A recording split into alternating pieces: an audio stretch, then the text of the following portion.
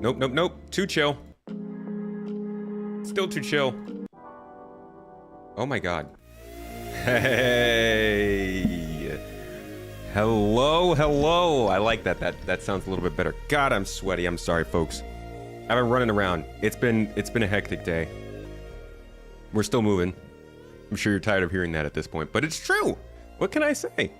We're moving. There's a lot that goes into it, and we've been having a lot of fun with it. So we just came back here to the old place, getting ready to do some work, folks. We're gonna talk some Star Citizen today. I'm God, sweaty, man. I'm sweaty. I got a weird setup going on today. As you might be able to tell, we went live at 4:20. Well, 4:20 for us. I don't know about you guys. And that's not a normal time because special things are happening. I don't know why I made myself so small. Special things are happening. So, you know, Star Citizen's pretty big community. There's a lot going on in different parts of the world. There are bar citizens going on today. People are going and meeting up with each other. It's actually kind of crazy. I don't know how most games work, but I've never been part of a game that hasn't really been released, quote unquote released, but it's so entertaining that people stick around enough that there are just enough people to have real life meetings. But we do. And one of the, technically it's unofficial, but affiliated events going on, and I see Apollonaut in the chat here, is Equinox. And they have different shows in various places, but the main show is happening today, and yours truly is going to be phoning in. So for the next 30 minutes or so, we're going to be chilling here, chatting a little bit, talking Star Citizen, what's been going on, little news updates, saying hi, all that jazz. But when the time comes, I'm going to raid you guys into their own stream, and we're all going to continue over there together. Not a show, event. Yeah, event, not a show. Definitely not a show. So I implore you to stick around for that because it should be fun. You get to see me introduce myself and talk to a bunch of folks over there. I've never done it before. I've never been a digital person in a physical location, but we'll give it a go. I think I saw an episode of Bob's Burgers like this once where Tina was sick. She couldn't go to the beach. All right, but who's in here? Who's early gang today? I bet it's really gonna be weird for people showing up at the normal time. Like, what? Why did this guy just go offline? Devil Loki, good to see you. Bearded Brigand, I saw you in here, like, right when we went live. Thanks for hopping in. Anton, Apollonaut, Luca, welcome. Welcome, y'all. Mrs. Tomato, I'm honored that you're here. Zero, good to see you. Toes Gang. See, Zero's gonna be here. You know Zero's gonna be here, even if it is early. I appreciate that, man. Zaramic, welcome. Welcome, welcome, welcome. Luna Maria, good to see you. You're out here early. So, in the meantime, like I said, before we do get into that stuff, I figured let's do a little catch up, a little Star Citizen looky-roo. What the heck's been going on? Because we had... Star Citizen was breakneck speed for like 2 months straight. We were getting regular Inside Star Citizens with pretty interesting features.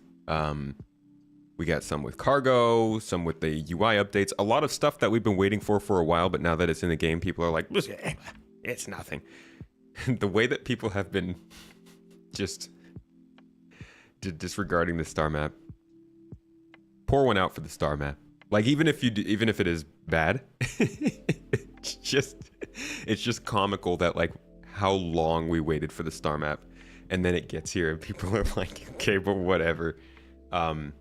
It's okay, star map. We see you. We know you tried. Maybe next time, buddy. Maybe when you get savable locations, then we'll give you the go ahead. Anyways, though, we're getting a lot of news and stuff with Star Citizen. They were answering questions. They were dropping Star Citizen lives. They were doing roadmap roundups, all kinds of interesting stuff. And then Star Citizen Live and Inside Star Citizen dropped. And this is nothing new. It's actually a little bit better this year than it used to be. What it used to be is they would have a set week when they knew they were going to stop. And that week could be well before a patch dropped. It could be well after a patch drop. It just depended on like the patch would drop at a time that was independent of when Star Citizen like shows, their weekly shows would go. So we could end up getting these shows where the patch hasn't dropped yet and they would be stretching content. And I guess they still are kind of doing that technically because they're waiting to stop their season until after the patch drops. But it feels like this way we're getting more regularly scheduled stuff, so more interesting, more consistently interesting stuff than we used to. But that also could be because there was a lot leading up to 323. So we'll see.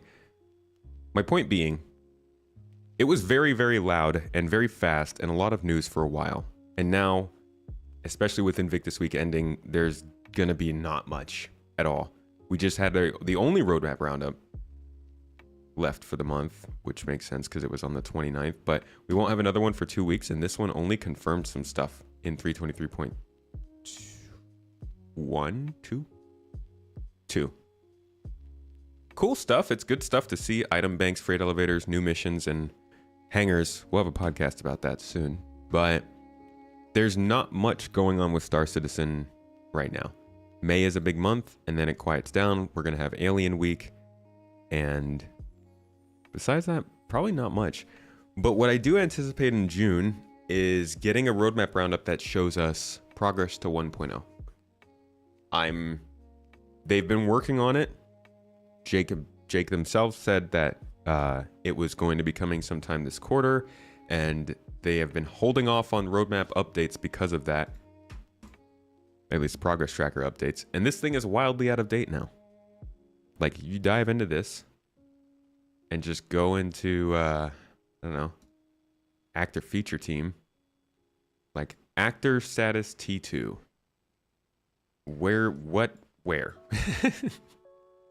This is like medical insurance, cybernetic limbs, DNA integrity, hygiene. This is clearly Death of a Spaceman kind of stuff. But there's nothing really, no information about it. Engineering work ended last year, and then nothing much. And you could do that for a whole bunch of different types of features.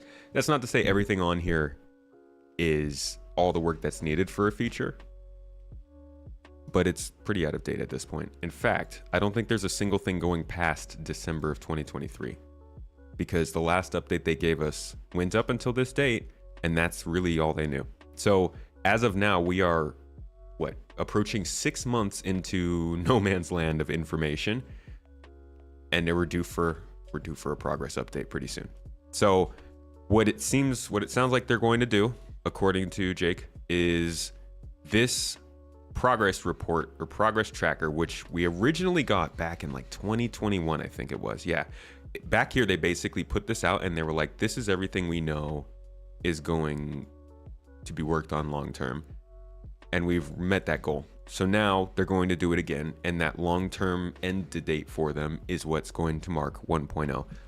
I doubt they're going to apply an actual date to that, or whatever date is on here probably won't be representative of it.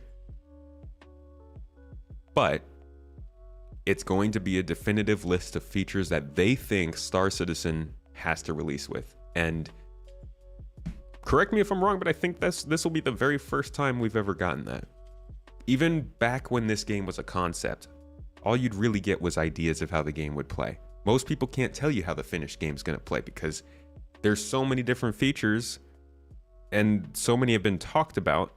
It's hard to know what are most important for a release game. So that's why it's taken them so long. But when we get that, that's going to be a huge deal. You're going to see video after video about it, especially for myself. And we will be talking about it a lot. People already hate the whole Star Citizen 1.0 talk. I know, I understand. But they need a long-term goal. They need something to strive for. And we need something to lust after. That's not the right word. We need something to... I don't have a word for that. To agitate for? I don't know. We need something to look forward to, though. And 4.0 is about to hit. So 1.0 makes the most sense, because what are they going to do? 5.0? Numbers? What did I say I think is coming in June, the new 1.0 progress tracker? I do think that they're going to have... Maybe it'll be July. I do think it'll be June or July, though, that we see that update to the progress tracker. Ethnification, good to see you.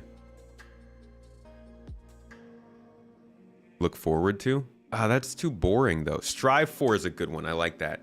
But I feel like they're striving for it, right? We are wanting it.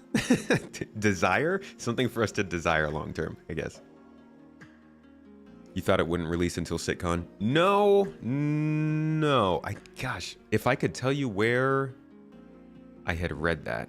Let's see if we can find it. Star Citizen 1.0 progress tracker update. Jake Brat. I'm just gonna include their name because most likely it came from their mouth. All right, here we go. Is this the one we just got? This is literally the one. This is this week, so I guess that's where I must have read it. And it is. Team is focused on gathering remaining pieces so that we can update the progress tracker soon. This is specifically the progress tracker is getting updated for 1.0. So that's just saying what I already said. Let's see if there's something else that's a little more definitive.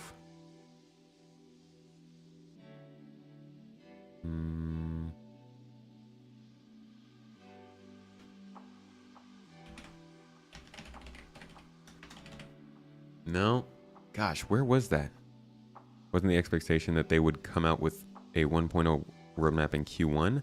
I don't remember. No. I don't. They hadn't even mentioned 1.0. The roadmap, sorry, the letter from the chairman was the first place we heard about any form of Star Citizen 1.0, I believe. I am very, gosh, now I'm wondering, where did I read that? Was it just in chat? It might have just been in our Discord chat. Join the Discord link in chat if you want to talk more about Star Citizen. With devs. There are some devs there. Hey, Mr. Tomato. I was watching another streamer that recently played Star Citizen and had some criticism. Ooh. Basically, for pirate gameplay, there is no way to be proactive. You can only pirate reactively, relying on stumbling across players, due to the lack of any functionality to find players effectively. Do you know if CIG has anything planned for this, or do you have any other thoughts? I do!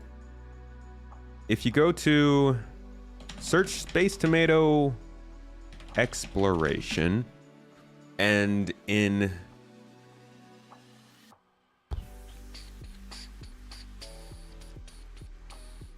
okay, wow, it just does not show up.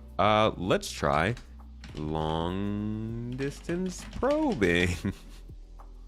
I don't like to be associated with that. Okay, this link, I'll throw it in the chat for you, my friend. The Rukukun.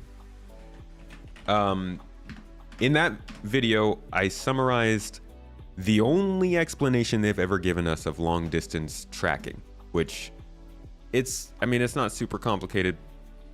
Generally, yes, we're gonna have various ways that we can find players. Actually, maybe that's not the best video for that. A better video for that would be the one that I just released about bounty hunting. The piracy gameplay you're talking about is going to be kind of the opposite of the bounty hunting gameplay that they're working on. You'll be able to use similar systems to track players, scanning, security systems, comms arrays, stuff like that. Well, maybe not comms arrays. But yeah, there is no way to find players right now. Honestly, there's no way to find good points of interest. Like, there are tons of caves and rivers in this game, and you can't even find them. It's terrible.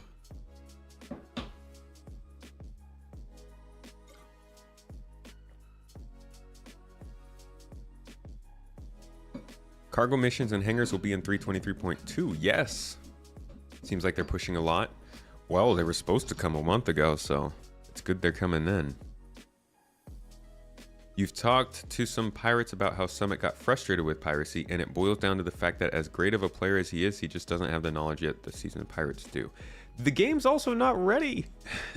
Like, the criticism that you can't find players is absolutely true. And you're also right. Like, if you were a seasoned player, you'd know better how to catch people going in and out of stations, where they stop, where they wait, all that kind of stuff. But at the end of the day, the Star Citizen has like one of the biggest problems with Star Citizen for newcomers, for FPS players, for explorers, pirates, salvagers, miners, everybody who plays this game, is that it doesn't communicate things to you well enough that you need to know to do your job. And they just started doing that more with FPS. You know, hit markers and sound effects and a crosshair, as much as you might hate those things, help people understand what's actually happening.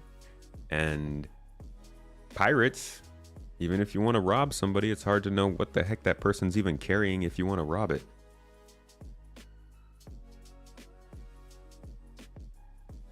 You watch stream after stream of the same pirate and they're constantly pirating throughout the stream with no problem, but that doesn't mean that the piracy loop works. That's like saying that somebody who's doing a bunch of bunker missions is proving that bunker missions work, but that person knows how to work around the glitches. They know which missions to take and which ones not to. They know which mission, like what to even look for those missions. It's part of being a seasoned player, but it's also part of the game putting obstacles in your way. Wonder if they'll charge for more ship reworks now. Still pissed off about that. You mean you got an F7A MK1 for 20 quid, but it was still a shitty move. Charging for ship rework. Wait, there is no... The MK2 isn't a ship rework. That's like a different ship. We get ship reworks all the time. The MK2 has existed for much longer than just what they've been talking about here. We've known about the MK2 for like 8 years.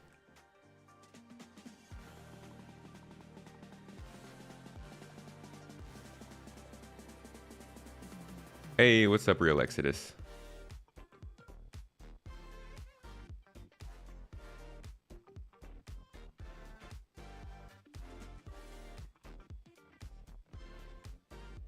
Your issue is that we have been in the same solar system for 9 years. In terms of exploration, you think most people have seen most of Stanton in terms of solar system? I think most people have seen most of Stanton. You think so? Let's put that to the test, yeah? I'm gonna put a poll up in chat and say how many people in the poll have been to Benny Henge. We'll see if we're getting truthful answer. But I think people are wildly overestimating how much of a certain space everybody will see in the game. It's kind of like when the MSR came out with its secret tunnels, and everybody's like, it's not gonna matter. Everybody's gonna know about the secret tunnels within a second. You know how many people in this chat probably don't know the MSR has secret tunnels? Because numbers are huge.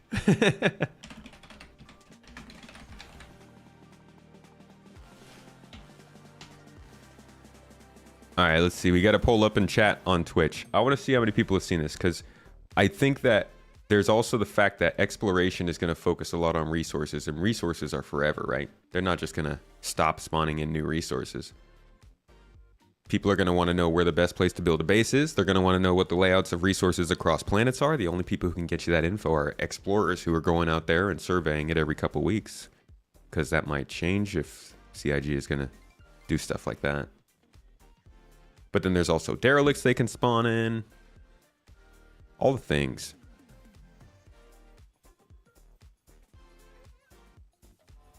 Most people probably also don't know you can find obsidian on Microtech.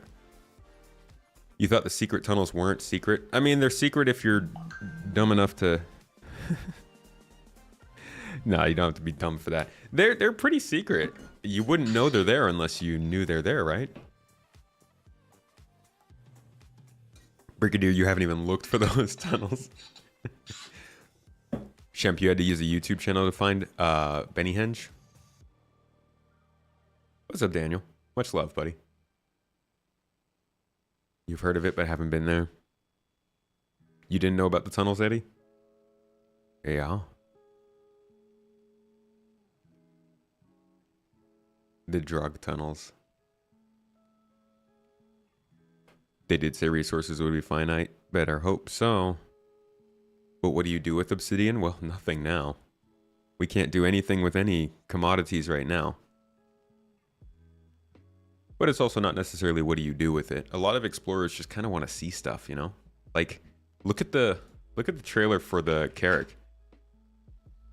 Now, I'll admit, there probably didn't have much to go off of in terms of this is what exploration looks like in Star Citizen. But I do think that they're not wrong when they just kind of showcase exploration being people going to beautiful places and just like, but for me, looking at it. It was more than that. It's fun to do.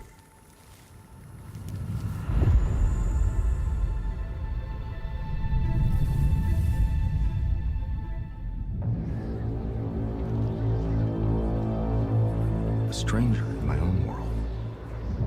I set out to find my path. Look at that exploration. Oh, hey, whoa. You know what? I never even noticed that there was an animal here. Wait, how many times have I seen this trailer? I've used this very shot for multiple things because of the rappelling, and I've never noticed that there was an animal right here. What the heck? What is that, a space whale under the ice? So, okay, space whale to you. Like, why are you going down there in that case? Stupid. So I mean, you know, exploration can be anything. But I do think that there's something to be said about just going to pretty places. Especially when you look at like expeditions and personnel transportation kind of stuff. Yeah, tourism. Tourism is something that they consider to be part of exploration. If you go back to the... oh, gosh. The old design document, and this is old. Always remember these are old, and there's a good chance that they are not going off of these same things anymore. But if you go to their older design doc for how they wanted to categorize ships, you look at the career page, hopefully it loads correctly. It often loads pretty dumb.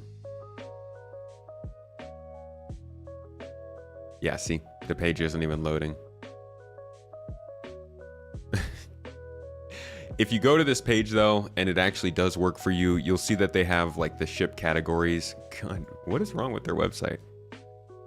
They have like their ship categories, and exploration includes, I think, pathfinding, surveying, and touring or something like that.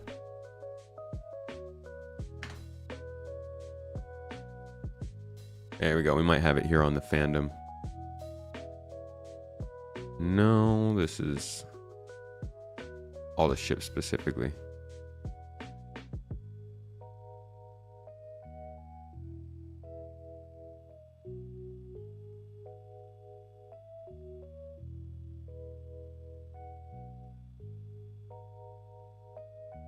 Some crossover too.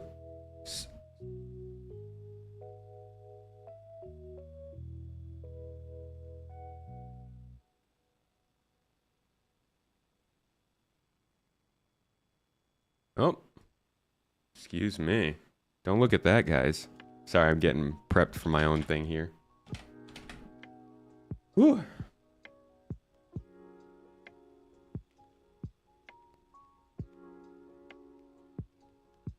Okay.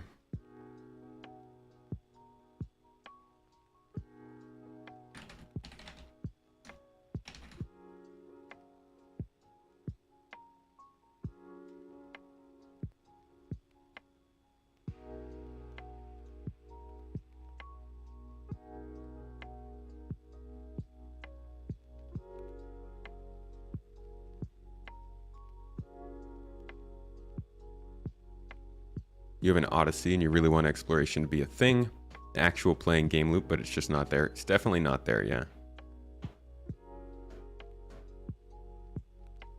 Wouldn't they want to aim for 1.0 release before Squadron? They would want to capitalize on the new players flowing in. Yeah, but that's not going to happen. They're just not going to be ready for that. Squadron's got to come out, and Star Citizen definitely isn't ready to.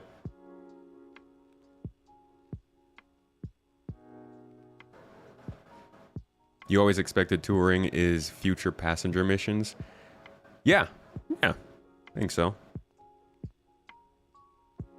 Where am I going to put the persistent hangar in Stanton? I will be on R-Corp with the org, at least until there's a better place for me to stay.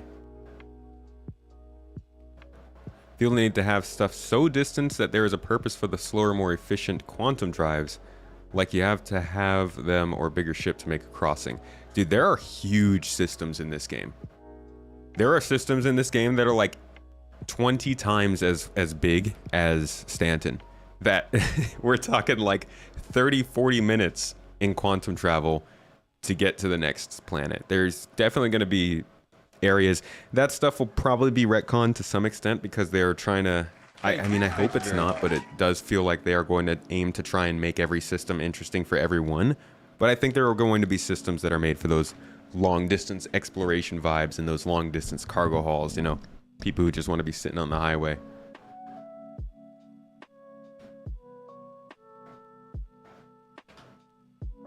Master Modes was a wake-up call for you. You don't need slow and lame space pixels for hundreds of dollars worth if it's no fun. Slow and lame. You take that back, man.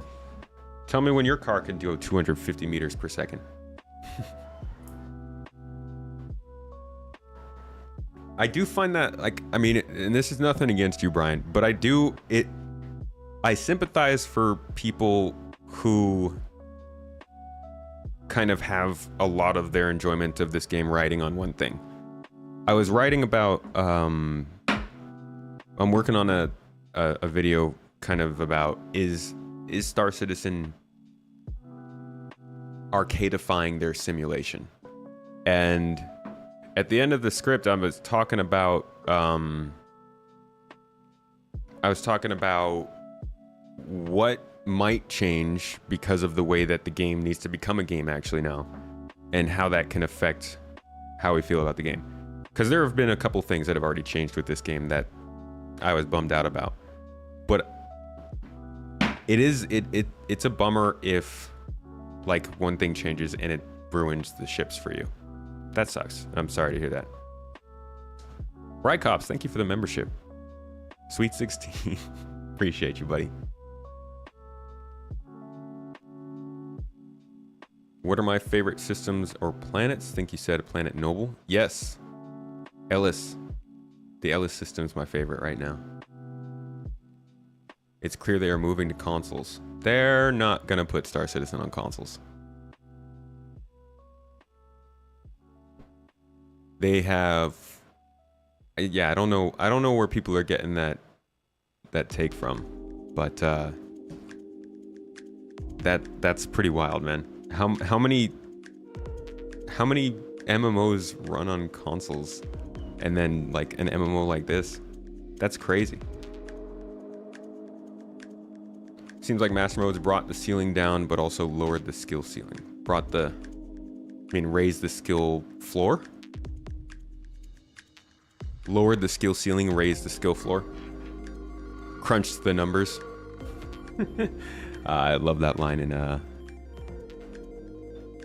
Rick and Morty, when Ice-T is the what is he? Ice-T is the Ice-T, literally. He's like, I'm gonna crunch the numbers. Good one. When will the Goth system come in? Oh my gosh. I do not know. They're making the game fit controller. Do you believe that they only recently started doing things that would work for controllers or gamepads? Like, if I could prove to you that the UI was made to fit gamepads before this, would you believe that they were planning on going to consoles back then too? What people want in dogfighting is not what CIG wants. Unfortunately, certain parts of the game are going to be hurt by the fact that other parts of the game need to be balanced. Like, medical gameplay is going to make FPS a little bit more rough. Do I think we'll always need a patch every few weeks so the servers start performing like they are supposed to? No, I think that kind of stuff is going to change when their engine is in a better place. Right now, it just seems like no matter what, the persistent entity streaming is always slowing down over time.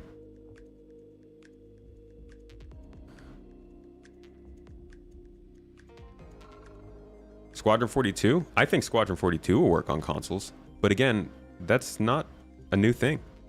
You're saying that they're dumbing the game down right now because they want to move to consoles, but I mean, let me show you. Let's go back to the earliest videos that Star Citizen ever published. Here's the very first video they ever came out with. And I'm pretty sure we can find a shot of Chris playing on a gamepad because he likes to support gamepads. But I think immersion is really important for me because I think that you have to fully rendered in 3D. So if you issue This is like 12 years ago. It's not a new thing. And then you can go back to like their old UI. I don't know. I don't know if it'll pop up from searching this. But like if you go back way to their UI, and I think it was like 2019, maybe 2020, they were changing stuff from grids to circles. Like this is stuff they've been working on for years.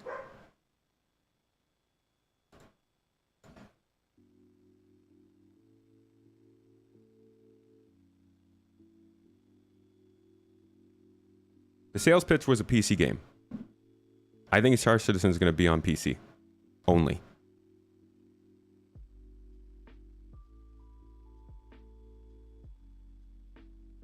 Yeah, Squadron 42 console release, that makes sense. Star Citizen console release. Hey, here's the thing. I will 100% agree with you. That's ridiculous if they ever release Star Citizen on console. That means that they're falling short of their goal. But I don't think that's going to happen. At least not for the next decade or two. I think they've written themselves into a corner with all the lore. The Goss system, for example, has a huge forest planet with maximum biodiversity.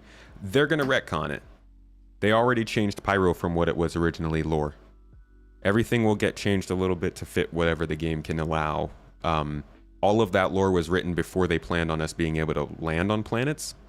So they weren't actually planning on proving out that kind of stuff. Oh, there's like 25 species of tigers on this planet because they didn't think we were gonna land there. But now they're kind of screwed there. So yeah, they'll retcon that stuff. It's what happened with Pyro. A lot of people were unhappy that Pyro is now a place where you can go and breathe the air and settle, and there are people living there. Because originally Pyro was supposed to be basically desolate.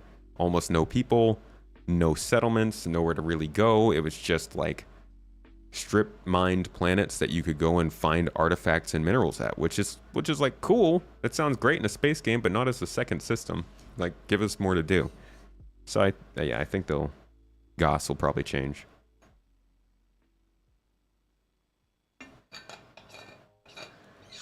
Yeah, I think that like making a game support gamepads should not have anything to do with consoles. It might be a sign of consoles, but if your game doesn't support gamepads, then you're really screwing over a lot of people who can't use keyboards and mouse.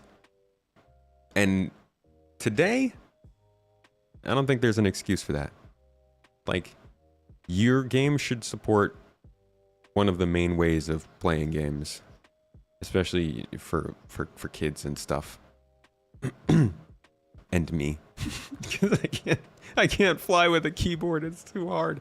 Marcus, thank you for the membership, buddy. Appreciate you.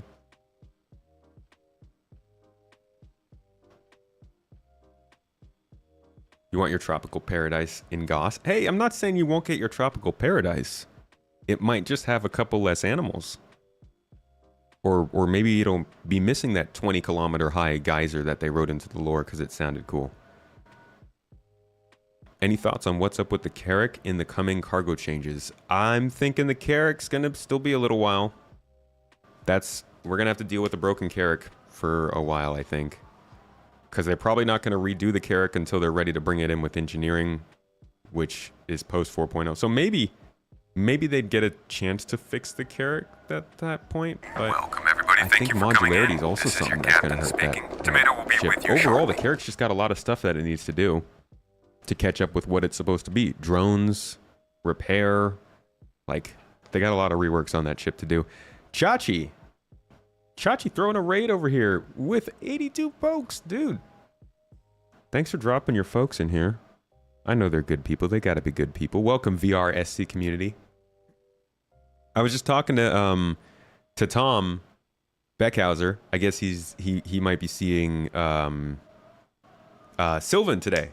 And I was telling him, hey man, you better sneak another whisper into his ear about VR and Star Citizen. Not that he hasn't heard about it or talked about it himself enough. Thank you for dropping by though. Welcome, virtual reality folks. I see you're coming with Chachi. Good person. Great person. It was great seeing you. It was good to meet you in person. And I appreciate you dropping in with the stream. How was Star Citizen for you today? Yeah, there he is. We got Call to Prayer going on.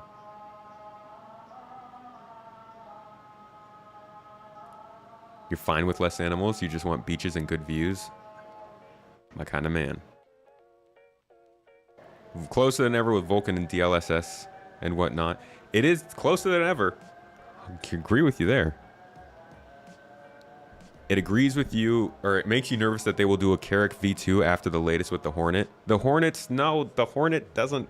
That's not a thing. They're not doing that. I mean, they shouldn't be doing that. The Hornet MK2 is an old ship. It is not a new thing. They didn't just introduce it to make a rework of this ship. This is something we've known about since, look, released in 2946. So that's probably their 2016 that they actually introduced this ship. Let's see.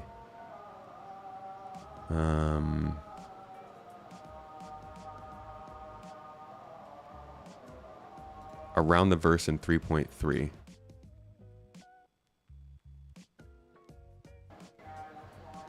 So they might have mentioned it here. I don't know if this is...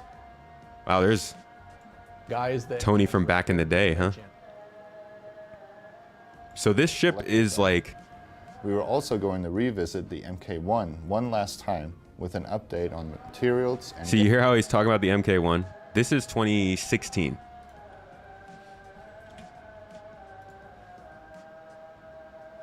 The F7A MK2 model completely new from the ground up with our latest techniques and pipeline procedures. See, it's been a different ship for like 8 years. This isn't they're not just going to start to randomly whip out MK2s of ships. They might do one or two other ones, but they're not just going to be like, oh, we're doing a rework on this ship. Here's a new version of it. That would be gross. Stuff with the Hornet is because the MK1 and MK2 are literally two separate ships. Yeah, like he said, they built it differently. That'd be insane if they did a Carrack MK2. Oh my god, imagine if we got a Banu Merchantman MK2. They're just like, you know what? This one's taken too long. We're just gonna keep it in concept. Here's the second edition. You gotta buy it again though. Oh. Sir? We're trying to talk about spaceships here. You did filming for your new series you're coming out with called Cockpit Compare. It's going over the Hornets. Y'all are gonna love it. Can't wait. That's cool, dude. That sounds like a pretty good idea for a series in VR.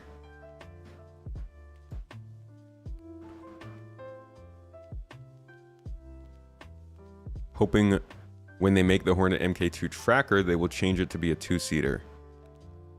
I wish there was like a 1-seater version of the Super Hornet. Or is that just the regular Hornet?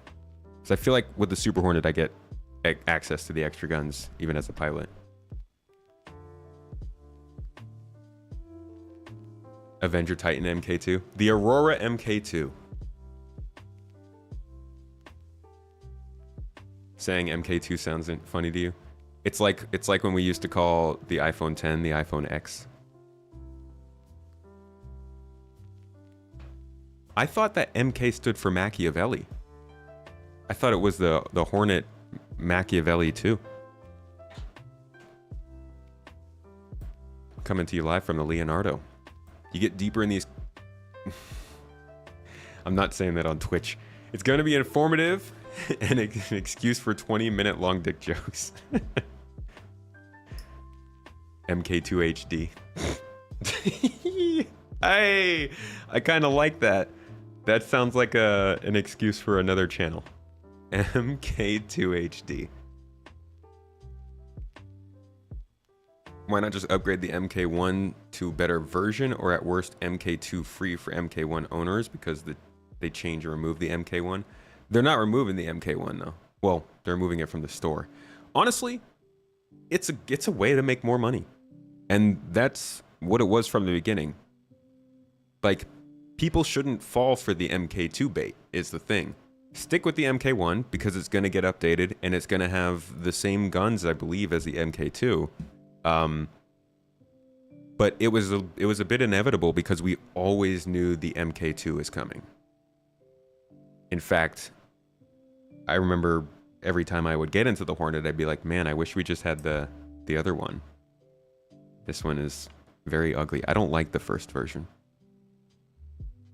MK2 Ultra.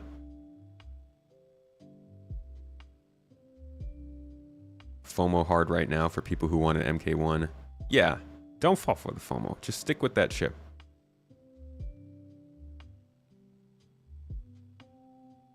Made you a PvP, bro. I am now all sweaty and full on fighting. See me in the verse, Avenger. Okay. I'm the combat YouTuber now because I got an MK2. You didn't have an MK1 anyways. I have a Super Hornet. I don't entirely know why. I think it's a loaner for something, but I don't have anything else. So I'm not sure. I'm not even sure if it's in our hangar.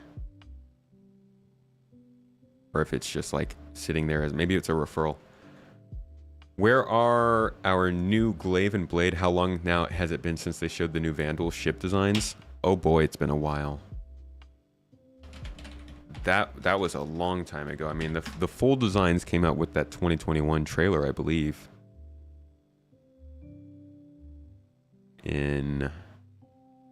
So they showed it to us in this. This is 2020, spring of 2020. And then in this, yeah, this is full on. This is December of 2019 when we last saw. And it's the most popular part of the video too. People really want to see these ships. These are the remakes of the alien ships we don't have in game yet. But they were made about the same time as that MK2 Hornet because they're all made for Squadron 42. Whale, thank you for the toes in chat, man. Becoming a member, remaining a member actually. 7 months. Appreciate you, dude.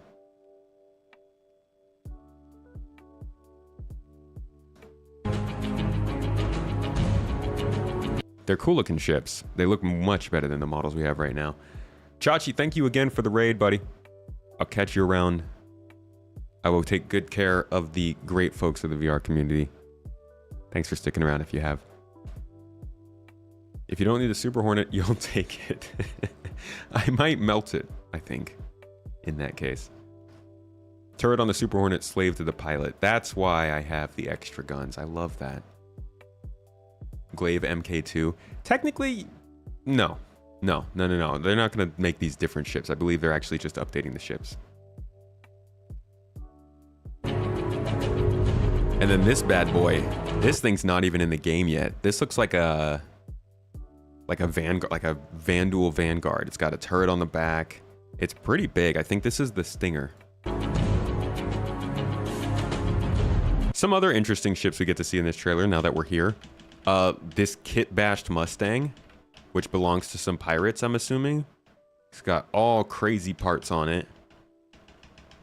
That's obviously not standard. And we kind of saw stuff like this in the Squadron 42 trailer. But this thing, look at this, like Mad Max Mustang.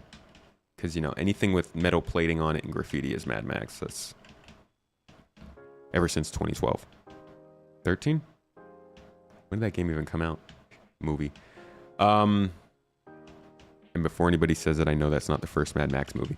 And here's a Cuddy that's kind of the same. I like this one because it doesn't have the fins on the front. That's my least favorite part of the Cutlass Black, are the little fins on the front. So this actually looks better to me.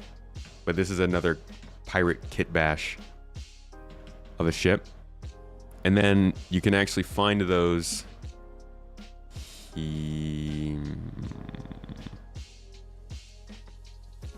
here. You You can see that cutlass.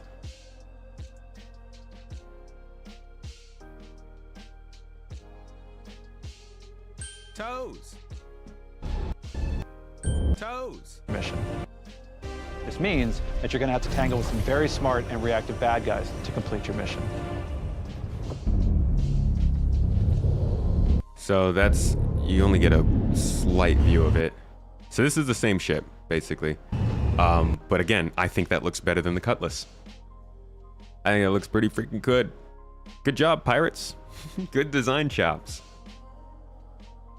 Looks like Romulan fighters. Ooh.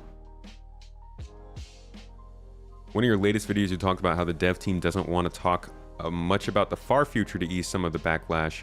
But more interestingly, you said you don't want to speculate, although you would like to make videos to theorycraft, but won't. Why? it ends up just...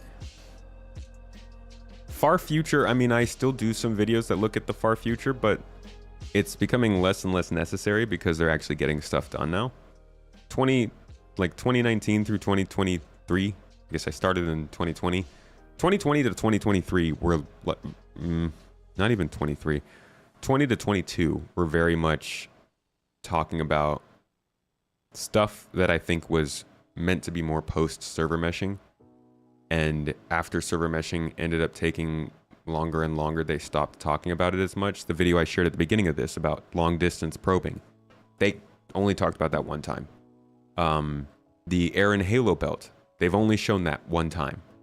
The ability for our footsteps to affect flower petals in Orison as we walk around. One time. There's just like a bunch of things that have come up around that same time period that they talked about once or twice. And then I think they started to realize that like, we're not going to be able to get this in for a while. Let's focus on what's happening now. And that's why now in 2024, we see Star Citizen Live and Inside Star Citizen being hyper-focused on the next patch. Over time, they've pulled back, which means I have less details to pull from. And on top of that, it's hard to make a good video that's entertaining and high quality without B-roll for it.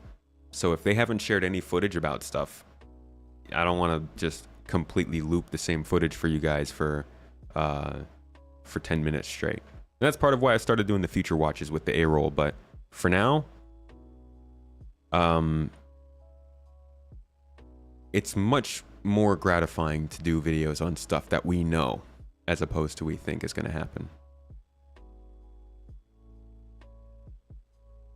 Seen a video with Pirate Aurora and you want it? A Pirate Aurora. That's fun. Squadron 42 win. I think we're within a year of it.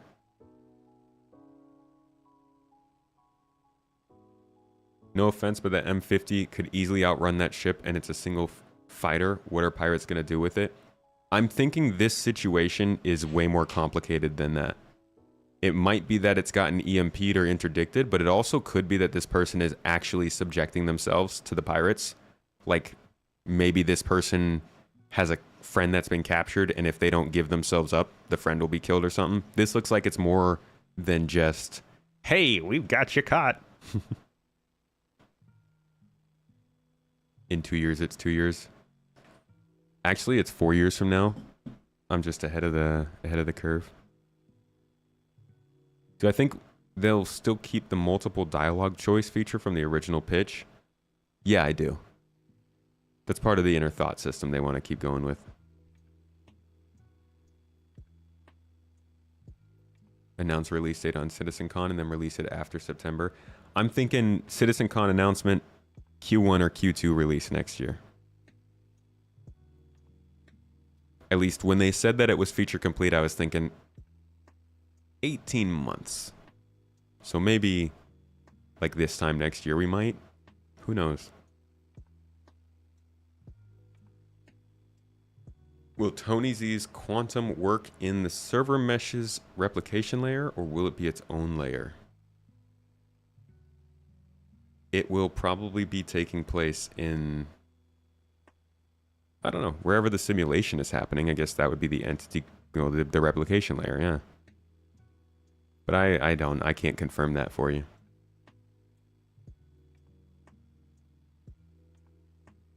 You've done thousands of bounties and the pirates are upset that you've killed hordes of their friends. If they're truly in the bug squishing only phase, then you reckon it will launch summer or autumn next year? Autumn makes the most sense because that's when you want to launch your big games, but autumn could also be very crowded next year. There's a lot of speculation that GTA 6 will be delayed into the following year, but the target that they've currently laid out is fall of 2025. And I know you're not really playing with the same demographic between Squadron 42 and GTA 6, but I don't know, man. It's like,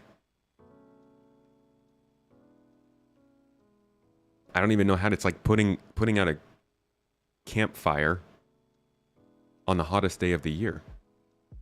It's not going to warm you at all. It's not going to do anything. It's being blotted out by the freaking sun. Don't approach a Rockstar Games release if you want to have a good time. GTA 6 is also console only. Yeah, it's not necessarily the competing games though. I think it's more so the fact that it's just gonna it's freaking vacuum the room of all ability to share your own game news. Like, everything. Everybody is gonna be talking about GTA. It doesn't even matter what genre you cover. We'll be talking about GTA 6, right?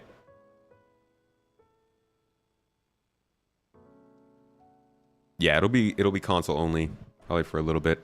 I'm pretty sure that's how they do it every time. I think, yeah, Quantum will be in the 4.x patch. Who knows when, though.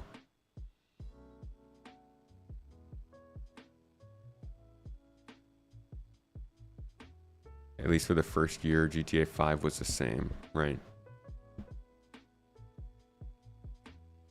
Nice little double dip.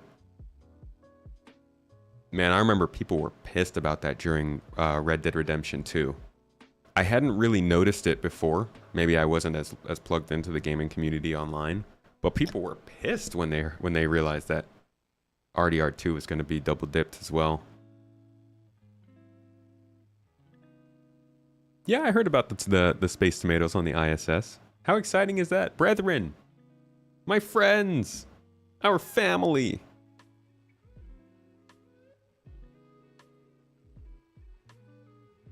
They want all big name streamers clamoring for Squadron 42. Can't happen if they release it at the same time. That's true. You definitely want to be able to pass Squadron 42 to people and for them to feel like they can play it without getting rushed to do another review for Red Dead Auto 2.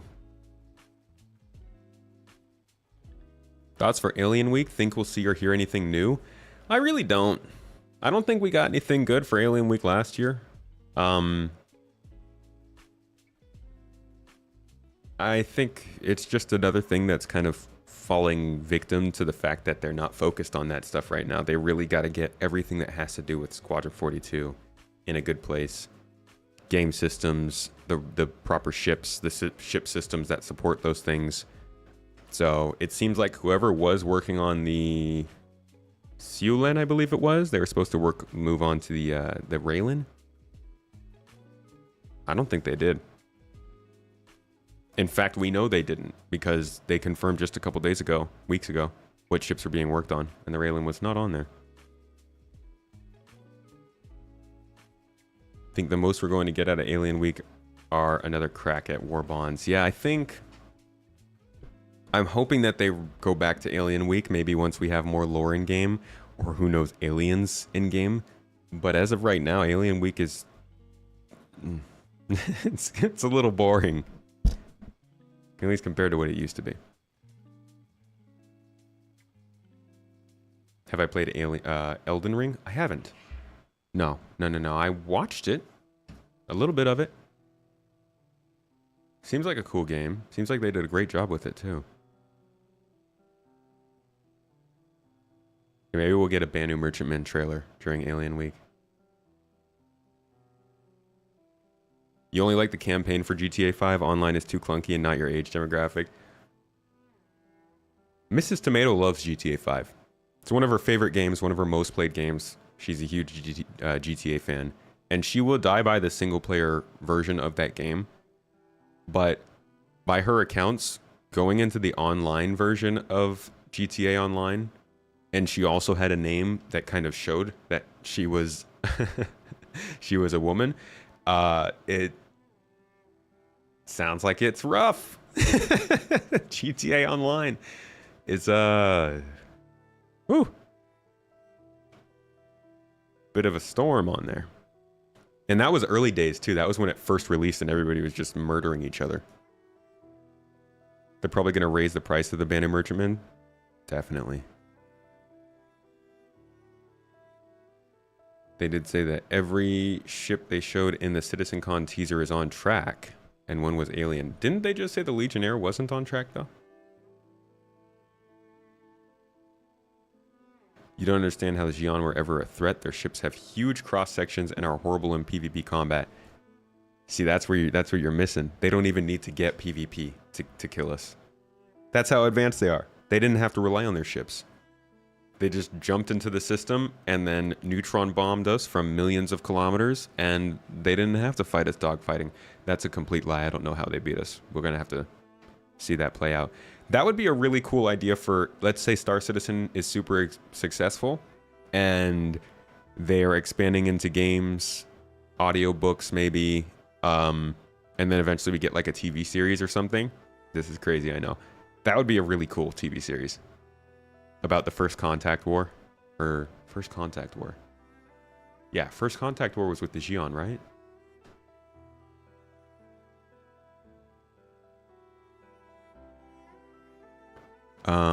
What ships did they say what are being worked on?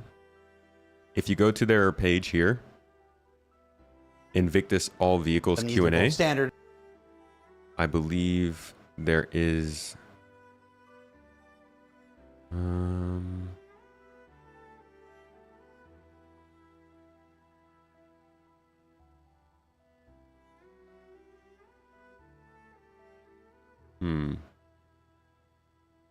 I think it's around here somewhere towards the end. They answer in this episode where you can find which vehicles are being worked on. I'm actually about to work on a video about this. It was something I wanted to publish either next week or the week after, so you should see something about vehicles or ships currently in development from me shortly. But if you want to do the research yourself, that video should tell you.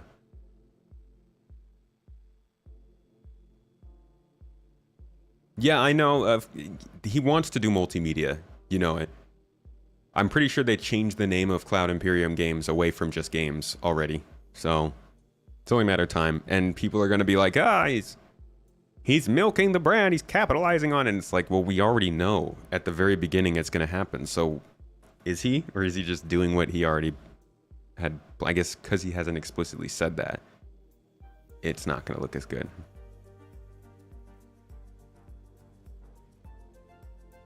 Yeah, Squadron movie for sure. The idea sounds like Babylon 5 lore. Man, my idea is what they should have done with the Halo TV show.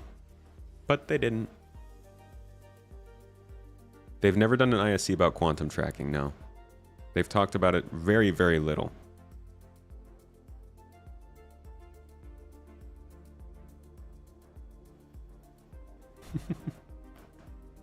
We already saw what happened with Wing Commander.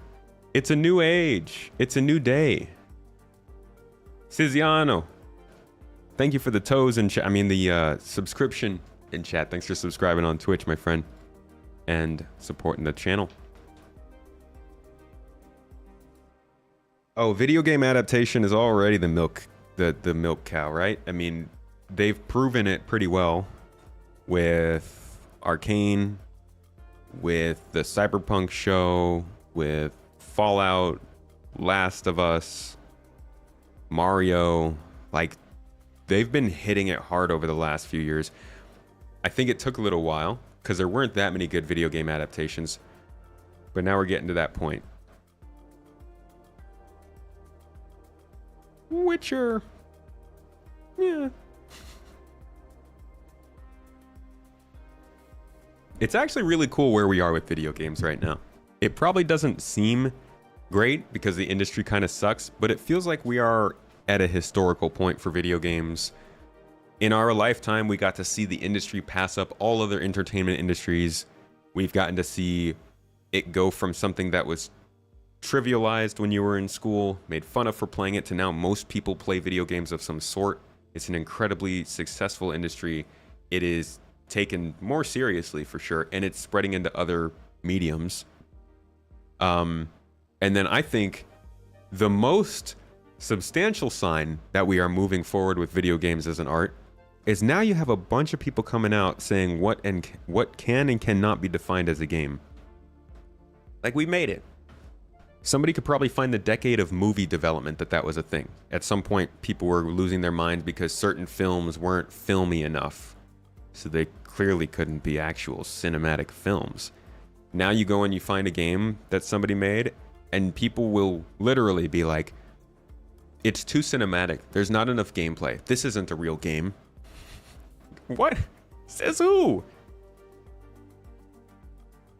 So I'm proud of them for that. That's a good criticism to have. Because who the heck defines what a game is? Arcane is superb. I still haven't seen the last episode. I stopped at the semi-finale. Q&A on the Ironclad? I don't think I've seen one.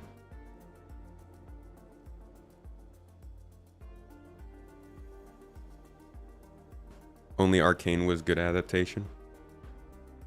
Everybody's got their opinions of what's good and what's not, but commercial success is what generally dictates for these companies whether or not it's worth it to start making video game adaptations. And I think a lot of these have seen commercial success now.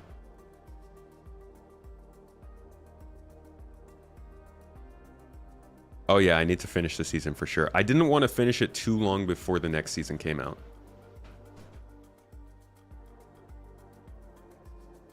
Right, if it's not a game, what is it? A movie? An interactive movie? A tech demo? You can't call something a tech demo just because it's more visually focused than gameplay focused. What tech is it demoing? A respawn system? A mission system? A fighting system? A health system? All the things that take to make a game? Yeah, there's no quantum tracking we know of yet. It's a lifestyle. It's not a game. It's a it's a way of life.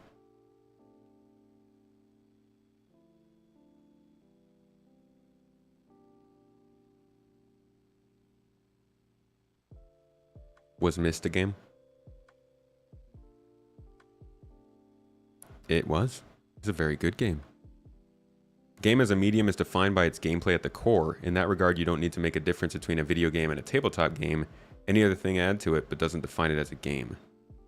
I mean, I think if a studio is paid to make games and succeeds at making those games and they sell as games and they call it a game, it's fair to... If the person who makes the thing can support themselves making the thing, I feel like that gets it pretty close to the thing.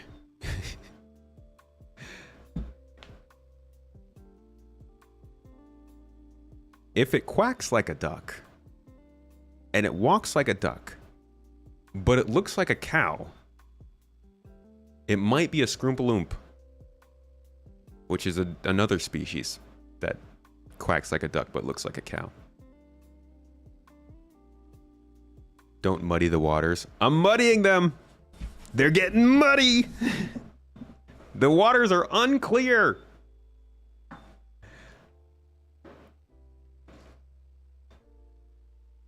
I don't know. I don't actually know what it is you said that the definition was of a game. We have gameplay, so what? I think chat is assuming I'm talking about Star Citizen during this conversation, which is the funnier part. Because I'm not. Not even close. Such philosophy about some random words people drop money for a product or service and hope it's worth it. This is true for any product or service you buy.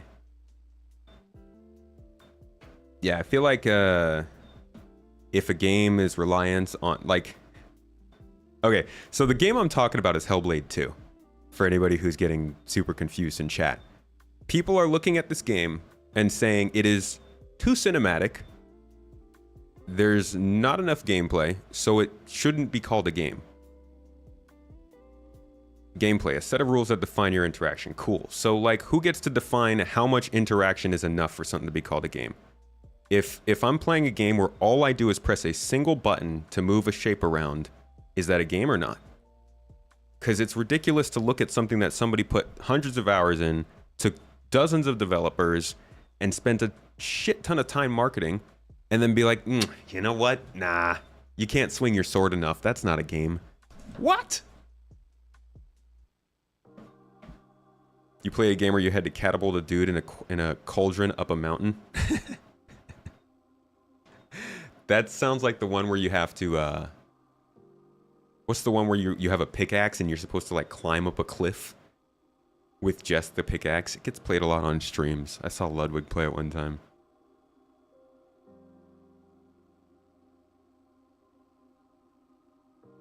VHS tape games.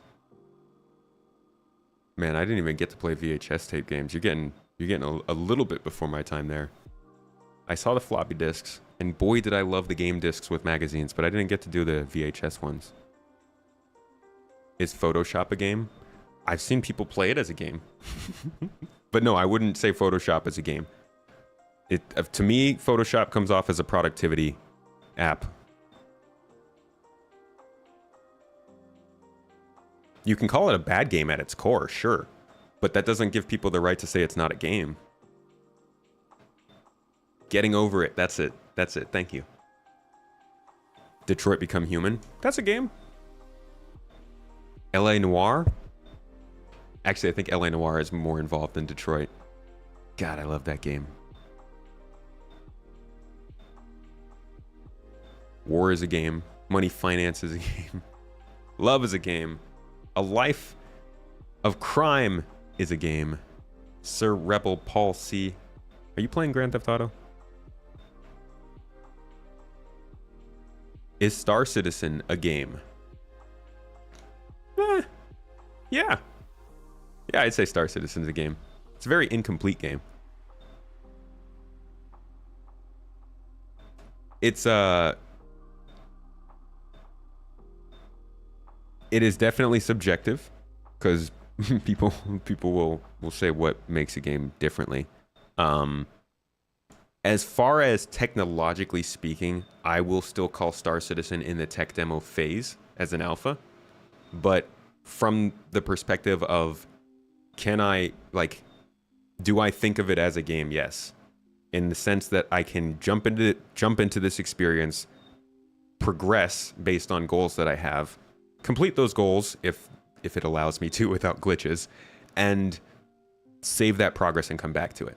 All that stuff to me dictates that it's a game. From the perspective of comparing it to other fully released games, though, I will tell people it's not close. And that's for the sake of, like, I have my own perspective of it, but I'm going to do my due diligence and let people know that it's not going to meet that expectation just yet.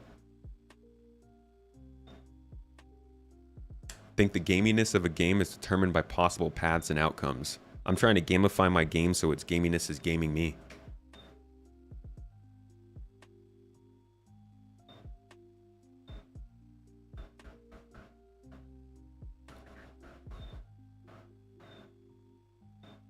Beyond Two Souls. Man, that was a long time ago.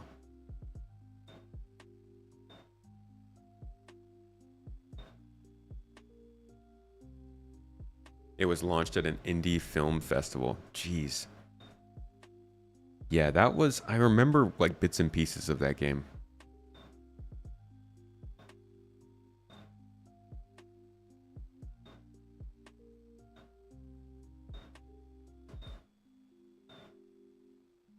That bird.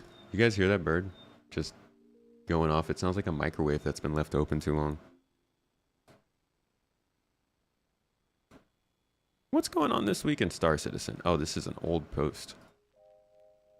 Actually, better yet, what have we seen in the progress tracker that hasn't come out yet?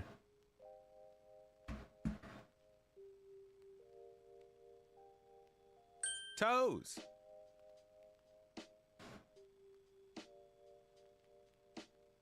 You thought it was a fan in your computer.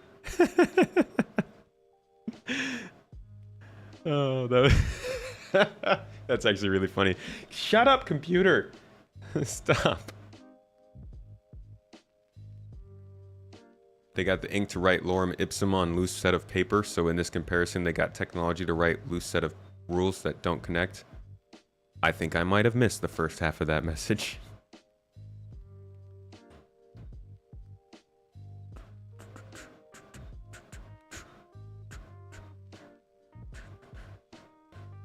Oh, the fact that you can write text on a book and call it a book. Well, yeah, but that's how it is. And like, it's your own personal criticism to say, hey, that's not a book, that doesn't say anything. But you can't literally say something isn't a book because like, and copying lorem ipsum down on paper is much different than making a game that has less combat and more perception or visual style. I'm not a Hellblade fan. I haven't played the first game. I'm not going to play the second game. I've watched my friends stream them. And I think they're interesting games. Very cool idea for a game. And apparently with headphones, it's incredible to play.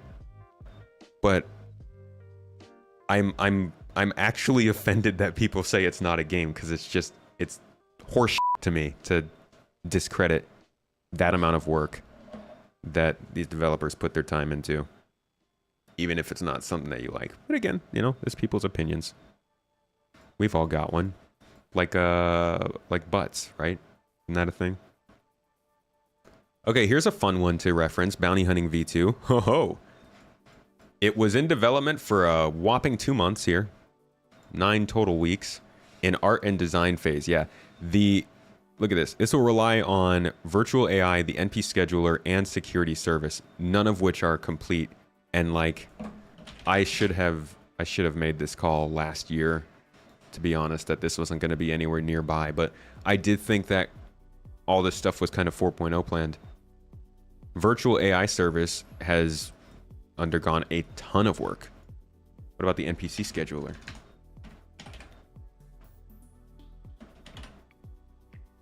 NPC scheduler been going on a ton of time. The EU landing zone team. This is like, if we were to get an update from the systems and services, systemic services and tools team, who have broken out the economy team as well, we would be blown away by the amount of stuff we don't know about.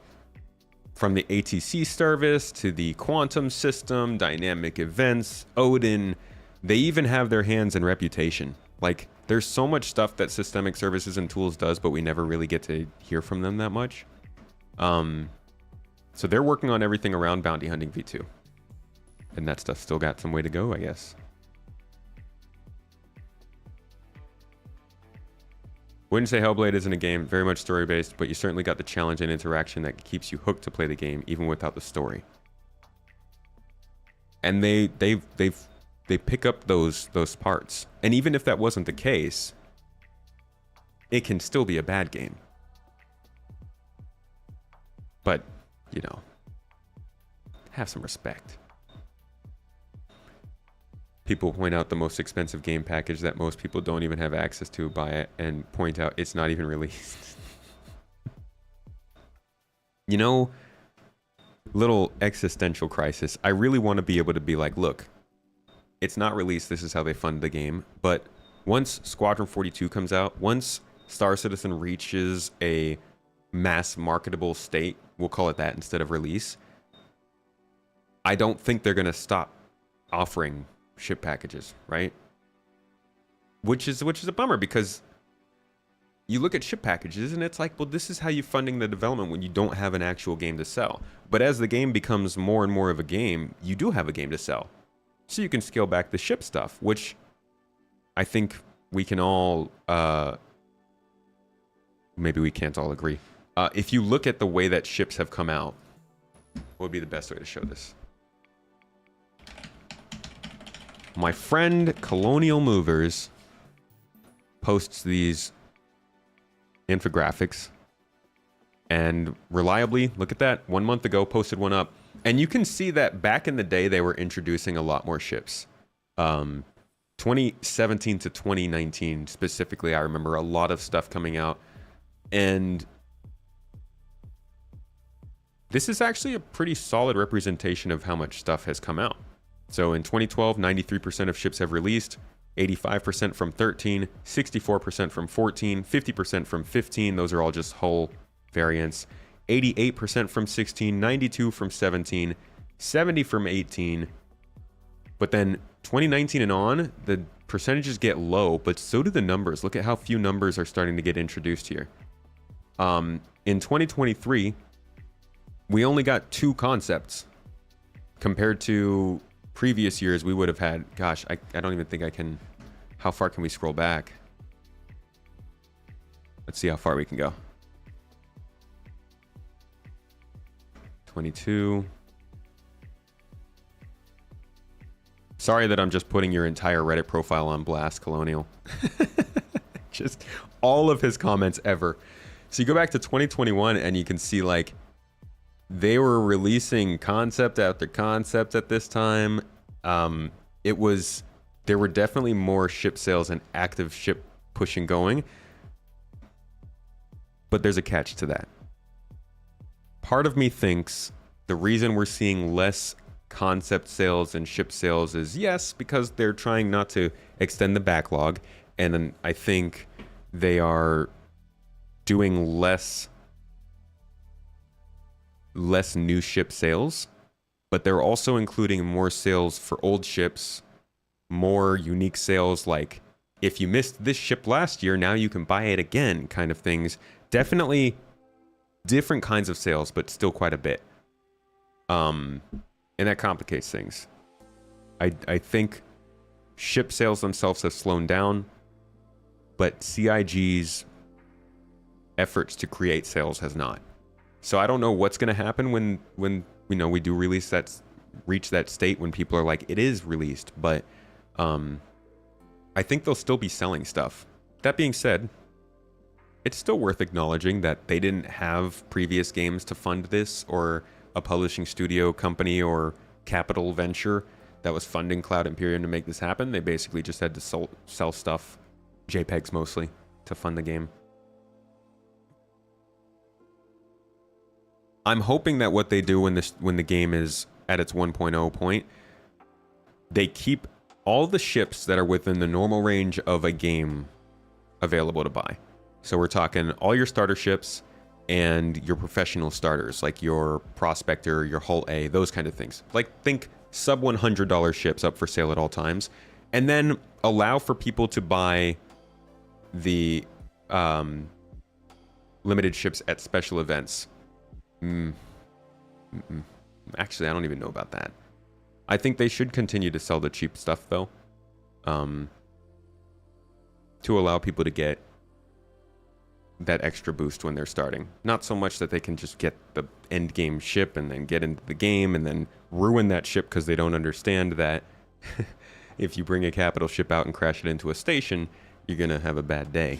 Whoops. But I think that they should try and ratchet it down to some level. Hate how disingenuous people are when criticizing the game. I can agree with you there. It's annoying that we can't talk about the actual problems this game has because all of the conversations in public end up just going towards how much money it's taken. Like, yeah, okay, I agree it's taken a lot of money, but how about the fact that it's taken so much money and Squadron 42 gets more development than Star Citizen? You can't even talk about that with people outside of the project because they're not going to accept that there's even games being made. So then CIG just kind of skirts on by with the actual problems that they have not getting acknowledged by the wider audience, while the wider audience is like, oh, the Star Citizen community is brainwashed. They're just getting tricked. And then the Star Citizen community is over here yelling and screaming about stuff they actually want changed that won't get changed. And it's just a circle. Granted, there are some people who will definitely talk and listen. I had a good talk with Lone Vault Wanderer on the podcast earlier this year. And obviously every one of us is somebody who heard possibly some criticism or something about the game and decided to check it out ourselves, and I'm sure has like a healthy amount of criticism and things that they don't like about Star Citizen, but at least understands that there's something being built here. We're not all just sitting around twiddling our thumbs and pressing the buy button. Are you? Put that wallet away. Let it sleep. Invictus is over.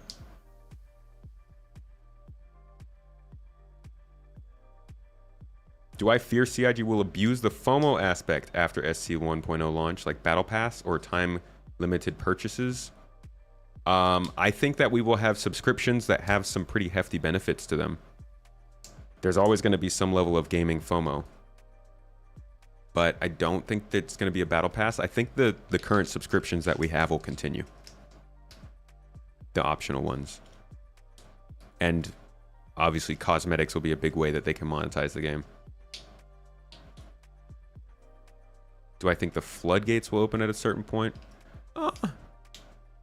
I think they're slowly creaking open.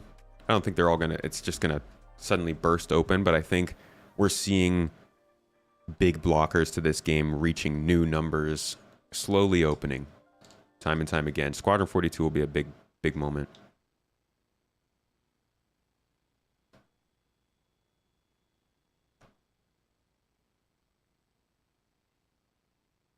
Almost all social media negativity is disingenuous. Trolls lighting fires to watch the girl. Dude. Twitter is gnarly. It's crazy, dude. It's so nuts. It's so freaking like...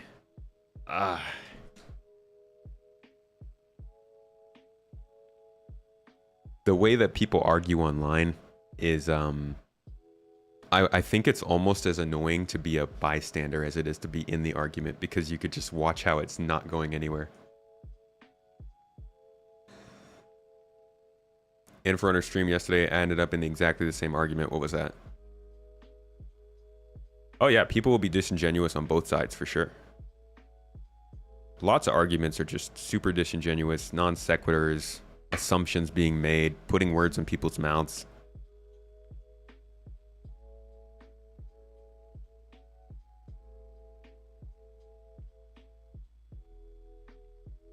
Painted by a nurse this morning.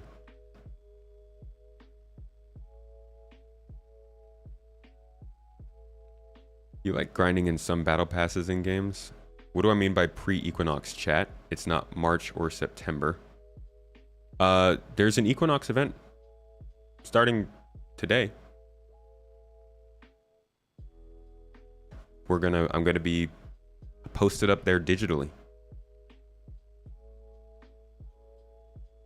Yo, Squadron is a huge success, so CIG can have more funding and be less reliant on concept sales. So do I. And I hope that if they do see that success, man, I hope that they can take that success and not continue to push on top of it. You know?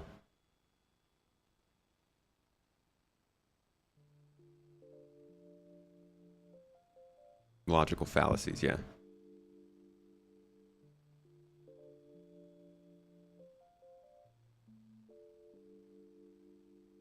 Hey, we got links in the chat to the Equinox event. There it is. Do you think we'll ever have ships that we can only get in-game? Yeah, I do. I do. They're kind of turning the old Hornet into that, right? Didn't he change the name of Twitter to X? Yeah, but nobody... nobody freaking calls it X, man. That was such a bad change. Oh my god, and the amount of people, if you acknowledge that was a bad name change, the amount of people who would be constantly telling you how wrong you were was ridiculous. But yeah, no, I'm not going to call it X. What's up, Felipe? You're right on time, my friend. In fact, we are, the event that I'm going to be a part of is a wee bit behind, but it should be getting started here soon. Once it does, I'll be sending you all over to their stream. So you'll still see me, don't worry. Still be together. Except for folks on YouTube, I'm sorry. We'll drop the link for you if you want to watch it on Twitch. I don't think they're streaming it on YouTube, though.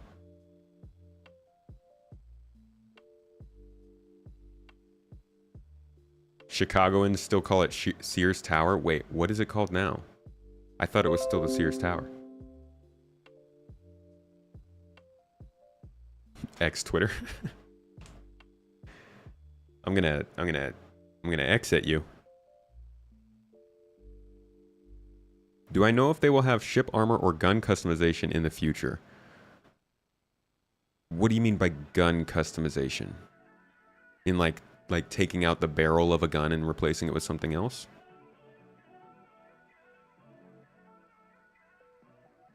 predicting it now. Squadron 42 will be highly praised and GTA 6 will be panned. My friend, don't do this to yourself. Do you really want to look back on this comment and consider your mind state? How could GTA... I feel like GTA 6 represents almost the opposite of Squadron 42. How could GTA 6 not review well? I think Rockstar is one of the only companies I can imagine managing to still just completely sidestep any sort of disappointment with their game. Like... Rockstar could have released a game, GTA 6, in the state that Cyberpunk was released and then fixed it, and it would still be ground shaking. I think that's the last big publishing, or they're not a publisher. The publishers take two, right? Rockstar's a studio. I think Rockstar is like the last big studio that people are still kind of trusting with their IPs. Ouch. Sears Company sold the tower in late August. That makes sense. Haven't seen a Sears in a while.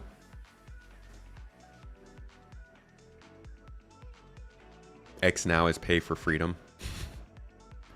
You think you heard something about ballistics might have ammo types at larger sizes? Think you first heard something about this with the Percy as well. There are different ammo types. So we've got flak ammo, but I don't know about gun customization. So flak ammunition probably made for Squadron 42. You know, typical answer. Work seemingly finished up on it last year.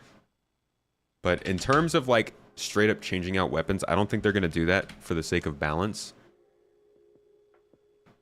There's some level of customization to ships though. Rockstar still independent. Are they? I thought Rockstar was under Take-Two. Flak ammo is the exploding ammo that anti-air guns fire at planes.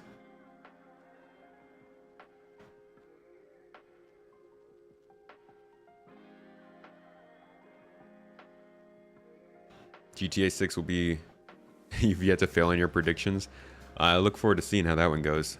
GTA 6 will be praised even if it's a dumpster fire because its fans are that attached to the property. No matter what it is, it's going to be something cool. I was watching a video about GTA 6. This is going to be... I'm going to do a video about this. And I think I'm going to wait until next year when the games are closer to release. But check this out. Gameranx recently did a video talking about GTA 6 and possible features it's having. And the last feature they talk about is apparently a very, very, very big deal. And it could be revolutionary for a game like GTA 6. They also said this is something that like most games can't really do because they don't have the budget or the manpower to do it. But it is a very cool concept that they're working on. Now I want you tell me if this sounds similar to anything that you guys know of. And by the time we get all the way through it, he will have answered the question anyways. But check this out. Oops. Listen in. Which may be a stark difference to how other Rockstar game protagonists document. So, Cup 1, seamless lobby switching. This could be revolutionary if applied correctly. Anyone who's played GTA Online knows that the game suffers from server issues, among other things. Loading screens in particular have been an endless source of frustration for players, but it looks like Rockstar's trying to make things better in GTA 6. In yet another Take-Two patent filing, Rockstar seems to be creating a system and method for session management in a multiplayer gaming network. There's a lot to unpack with that, but the central idea is to streamline the process of going online and switching between servers to completely eliminate load times. I don't like load times, so I like that. I like the sound of that. In theory, it could allow Rockstar to do things like split up the map into various server zones, allow for larger player counts in a single instance of the map, where driving to certain parts of the map, the player could seamlessly switch to a new server without having to stop them. Like, no, and this is mainly I wanted to talk about this because GTA 6 is going to be the bar-setting game, right? We all, I think, are expecting Rockstar to come out with the game that makes everybody else sort of understand, okay, this is where games are headed. And I think it's a big deal that a game company like Rockstar, who has to make the most important calls on where they're putting their money, could be investing a ton of time and money into something that sounds a lot like server meshing. And Star Citizen's not the first game to do server meshing. It won't be the last. But it's interesting to see this trend and start to realize this might actually be where a lot of games are starting to go. And this could be really normal at some point. But yeah, keep listening. He gets to that. Load. At its most basic, this would hopefully make it so players don't have to sit through loading screens enter certain interiors or switch between offline and online game modes. If things work as intended, then everything will just happen behind the scenes without the player noticing. As with anything that comes with playing games online, there's a whole lot of stuff that can go wrong here. A lot of games have attempted the same thing, like Star Citizen and its server meshing, which, to put it mildly, has problems. They are, to be frank, probably the least of Star Citizen's problems as a whole, but Rockstar isn't without sin here either. Little does you know that's actually like their biggest freaking problem. Online went for years with the ridiculously long load Everything times, breaks. and it was never fixed, and it took a fan to finally pinpoint the problem. These are the guys we're meant to trust here. Like, to be honest, I find this really funny because one of the main reasons I didn't play GTA 5 when it first came out was it took so freaking long to load on my Xbox. I had one of the older Xboxes at the time, and I was like, I can't. I would leave and go to the bathroom and then come back in, and it would still not be loaded. So if I was a player, I would have loved that somebody came up with this. But overall, I think it's really cool to see the concept of server meshing developing in parallel with companies that aren't talking about it. There are probably other game companies that are developing their own version of server linking of some sort that might be the norm. And it reminds me of when you see not game companies, tech companies, phone companies, laptop and PC companies come out with features that are pretty similar to each other within maybe a year or two of each other. And it could be because of leaks. It might be because they've been spying on each other. But a lot of times it's just because specific technology became available that allowed them to do that research 2 years ago. And so all of their development paths kind of lined up. And to know that server meshing is at that point where it's starting to become a mainstream technology that other games are implementing, or multiple games are implementing, is exciting. Been a while since the last news on server meshing. It has been. Yeah, I was actually about to say something about that today.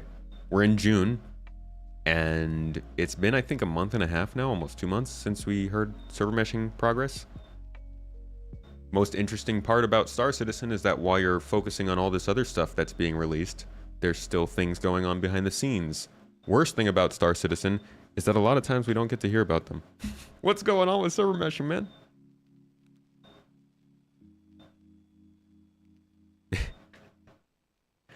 Yeah, I mean, I don't think he said that he said that as if server meshing was already working in Star Citizen, and that was and that it wasn't working correctly. But we can't even, server meshing doesn't even work yet. We don't even know yet. Yeah, it's a 4.0 thing. It's not in yet. Thank you. Hey, Execute. Good to see you, dude. How you doing?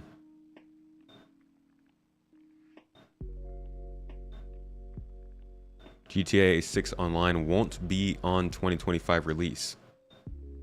You know, I don't know, but that's a good point. They don't usually release the online at the same time, huh? March and September have spring and autumn equinox when day... Oh! Oh. Right, equinox is in the day equinox. That makes a lot of sense. Is there an ETA on 4.0? Hey, Tomato Kek, good to see you. In Turkey, that would be tomato cake, which is literally cake made of tomatoes. Not sure how that would taste. The ETA on 4.0 right now is what's it called? Q3. I'm thinking September, but it could be later. I think we'll at least get the PTU this summer. Yeah, technically he's right. Like, but also not, because server meshing is Star Citizen's biggest problem. Me and Honey doing okay. We're pretty much all solely focused on the move right now. Got the whole house moved out. In fact, this light here, can't see it. Get in the camera, dang it. It's camera shy. I'm sorry. Hold on. This light that's lighting me up is, I think, our only functional light in this house. So it's nice that it still stays light outside, or else this would not be a great experience. But we're getting the house set up over there to eventually move the rest. Everything else is good. Our bedroom, our living room, our kitchen, like we're getting settled in, but I'm going to continue to work here for now, for the next week or so. 4.0 will be static server meshing, correct.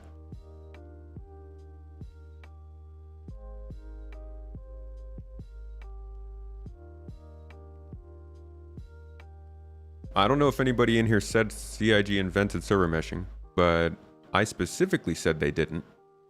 Did somebody say they invented it?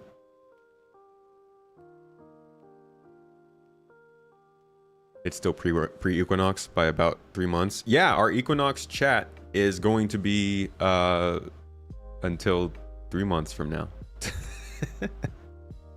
We'll just keep going until then. This is actually our solstice chat. Welcome.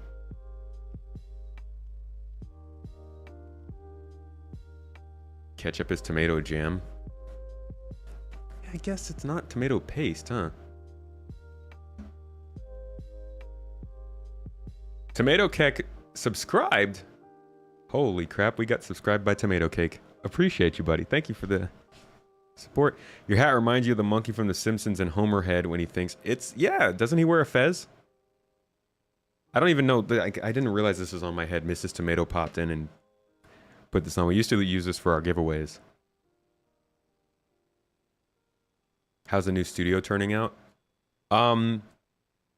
Just started getting... Actually, I might want to take this carpet up and move it over there. The carpet that I'm on right now is the carpet that's supposed to be in that studio, so we can't really set everything up till I get it moved. But if I get it moved, it ruins the sound in this room, so it's kind of a... I don't know. But it's looking great. We got the blue walls on there. We're going to put up the foam soon. I am excited to have a permanent studio for sure. It's the first time that we've had a place where we know we were just going to be staying and working from for a while. So everything hinges on this tech and what happens if it doesn't scale. Oh boy. If server meshing doesn't scale, then Star Citizen would be in trouble. They'd have to vastly change how they want the game to play. That would be not great. But as was said, it's not entirely new. They know it will work. They just don't necessarily know how it will work with their specific database and their application. So it is good that they've been able to prove it working with their stuff, but now they need to expand on it. And yeah, things are kind of hinging on that. There's a slight audio desync. It's hard to know if that's coming from OBS or if that's coming from my camera. Or it could be coming from the sync between my two PCs. If server meshing doesn't scale. So like, if server meshing works when you have, say, 10 servers running, but once they reach like 30 servers, something starts going wrong with the replication layer or something. I guess that's what they could mean by it doesn't scale. Or maybe if server meshing works, but they can't fit enough servers in Stanton to have multiple thousands of players in that system. Or maybe server meshing works, but the systems that are being used on it are still overloading the minimum size or jurisdiction of server they can create.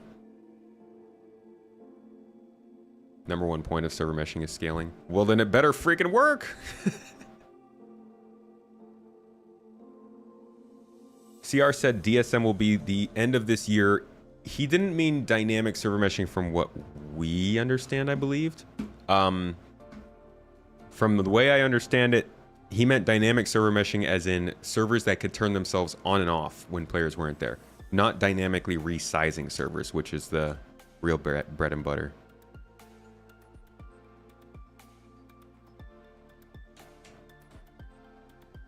Yeah, Eternity Project is, I believe, on point there. They will apply a series of workarounds until they can make it as scale intended. Yeah, and that's going to be rough if they have to do that. You know, iCache to entity graph all over again.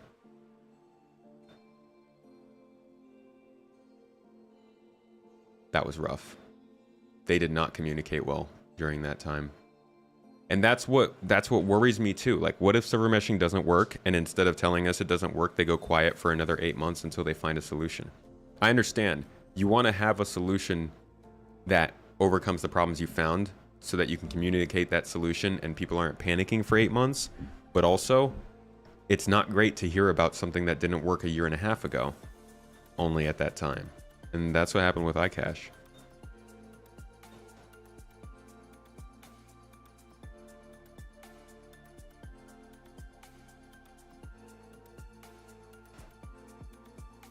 Let's see what this is. What do we have here? Anything about 1.0?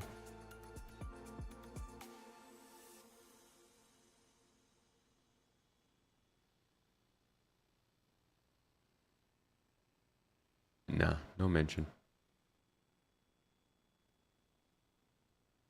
Well, we know it's working. We got to experience it, but who knows how much it can work in larger tests. People are super excited about 4.0 in its glory, but I think it's not going to be what people expect going in with minimum expectations, so the letdown isn't as impactful. Top tip, the update will never ever be what we expect. Never. They're good updates, and they're important updates, but most of the things that they add into these updates, like, don't get me wrong, they're very substantial when they get added, but the majority of their benefits come in later patches. Just the way it is. And some things that's more true than others, like distribution centers have more impact to us now than copions, because we can go in and do FPS missions. We can't really take the copion stuff and craft with it. That's something that would benefit later. Or like the AI navigation layer, they added that back in the summer of 2021, I think it was, or 22. And that was like, okay, now we can have NPCs around crash sites. Great, wonderful. But here we are 2 years later, and NPCs being added to the outside of distribution centers is only true because they added that tech back then. So it's like the additions are good, but they might not, like you're saying, they might not have that immediate impact for a lot of people.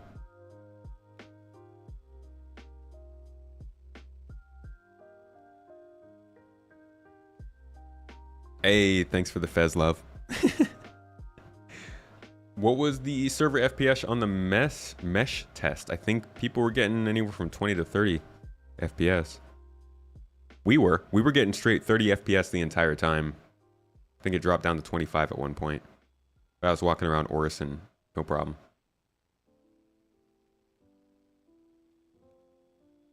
Yeah, 323 is the same. It's a lot of great stuff. I'll say 323 is a lot more immediate impact than most other patches we've ever gotten. I think the only other patches that have had near the same amount of immediate all-player impacts as 323 are 315 and 3.0. And I would say this one was more than 315. I think 323 was still the biggest immediate impact update we've gotten since 3.0.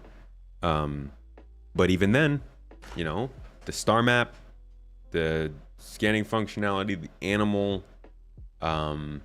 the server crash recovery, all those things, while fun and good in 323, are going to be a lot better later, or a lot more important later.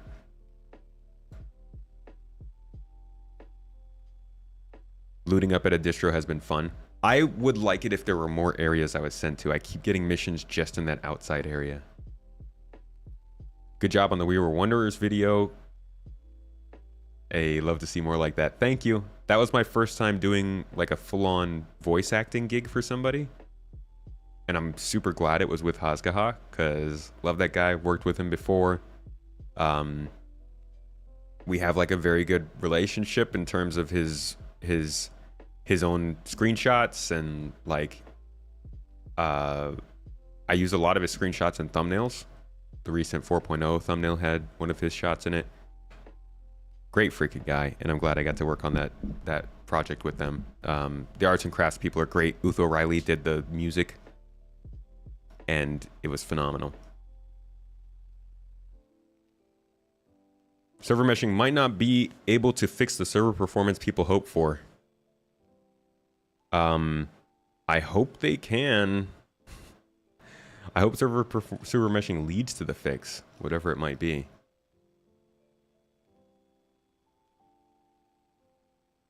The fact that you were able to get 30 stable FPS, perhaps. I don't really know what it proves. It proved to me that it worked well in that test, but that was a test with just Evocati members, I think, or just like preview channel members. So I'm gonna wait until we can see it in at least the PTU before we understand what it'll really do. Expecting any tech preview channel updates? I don't think so. Not for the next few weeks.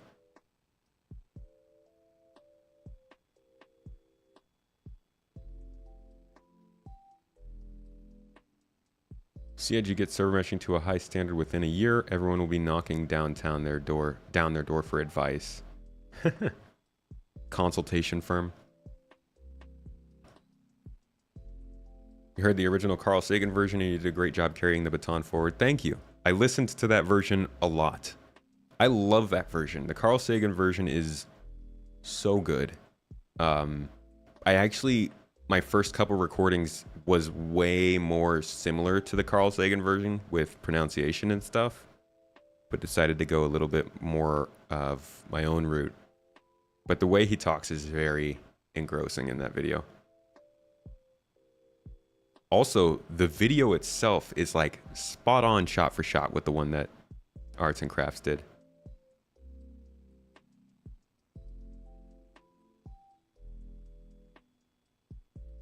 What you want to see resolved sooner than meshing is server errors killing missions. To be honest, I think that's meshing that fixes that. Once they can fix the mission system to make it work with server meshing, I think it'll be more stable. Because right now it's a mission system that's built on something that's changed a lot over the last 6 years. Holding on with duct tape and band-aids and chewing gum. Although, why would you need chewing gum if you had duct tape?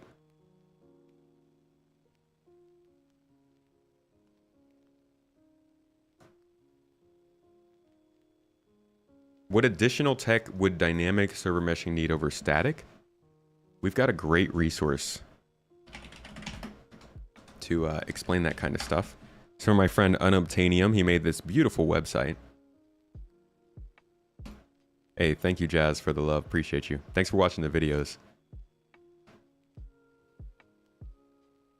This shows the entire path, at least from our perspective, of server meshing. Starting all the way with object container streaming, which we all experienced back with the 3.3.5 patch. You guys remember how much the frames per second jumped when this got added into the game? And then 2019, we saw server-side object container streaming. We actually talked a lot about that in the Pillar Talk stream we had earlier this week. Persistent entity streaming happened with 3.18. As you can see, there was a ton of stuff that had to be done for persistent entity streaming. That's why 3.18 took so long. That's why it broke the game so hard. And that's why they made such a big freaking deal about it. Not necessarily because it changed the game overnight, but it added in a ton of technology that needed to work for server meshing to work. Which brings us to static server meshing, which should be in a good place this year, as in like first version released in the green zone. From there, we have dynamic server meshing. Now, what does dynamic server meshing mean, is what you were asking. Ship interior object container streaming.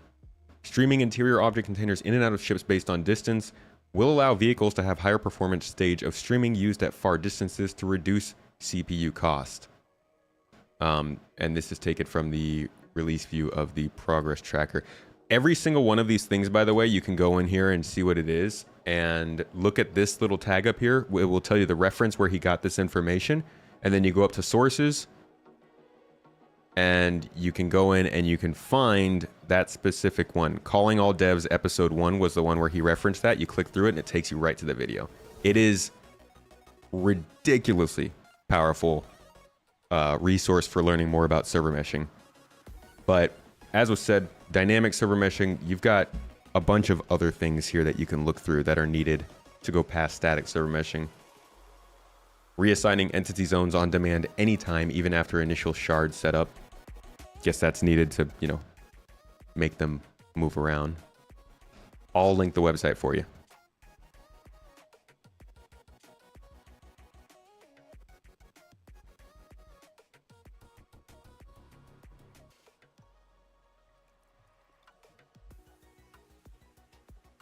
Replication layer v2, I don't even know what that is. These are going to move out and into their own services. These services are going to be horizontally scaled, allowing multiple of these services to run alongside each other, allowing for more processing power and bandwidth. These services can then be spun up and shut down dynamically based on demand. This is how shards are going to be scaled up, allowing for more game servers and players per shard to potentially reach one single shard per region. For PES, there is the service Fleet Manager service already in the works, which is being designed with scaling game servers and services in mind. So they do talk about scaling a little bit more so with dynamic server meshing. Ultimately, though, the goal is a single shard, which is to have all players of a region or worldwide play in the same game world. So have a single instance for all of North America, which is crazy. That's their goal. But the further and further we get and the more people that join, the more I'm like, I don't know. But yeah, this will give you the whole roadmap. I would check it out if you're super interested in server meshing, but at the same time, it's pretty dry. And it hasn't been updated since late last year. So we'll see what he has to say about this in the coming months as they make more progress. What aspect of server meshing do I think will impact AI performance the most? I have no idea. That's getting a little bit more granular than I know this stuff. But maybe just the fact that they aren't running on the same server.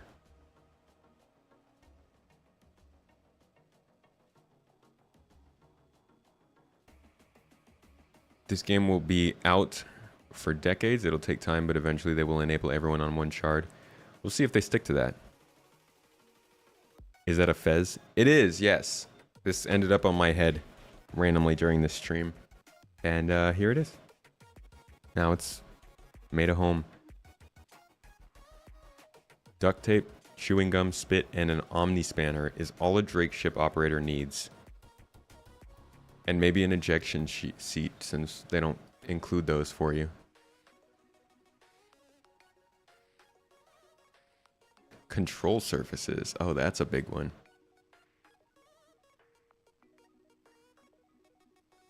An amazing vocabulary. I feel like my vocabulary gets halved every couple of days. It comes back, but I just forget words. And I'm like, what's the word for that? And it's something super simple, like walk. What do you call it? When somebody is moving slowly, not to the point where they're running, but you know, they're still moving. What is that? Somebody be like walking. Idiot. You can't word good. I hasn't word not.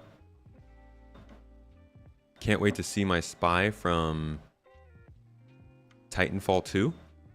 Team Fortress 2?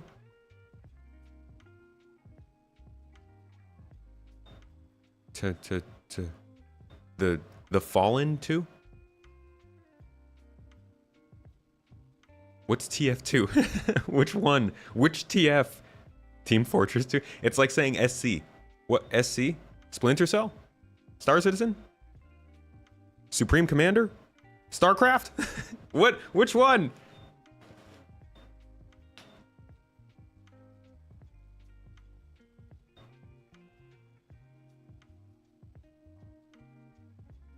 Yeah, the quote from Moby Dick is a good one.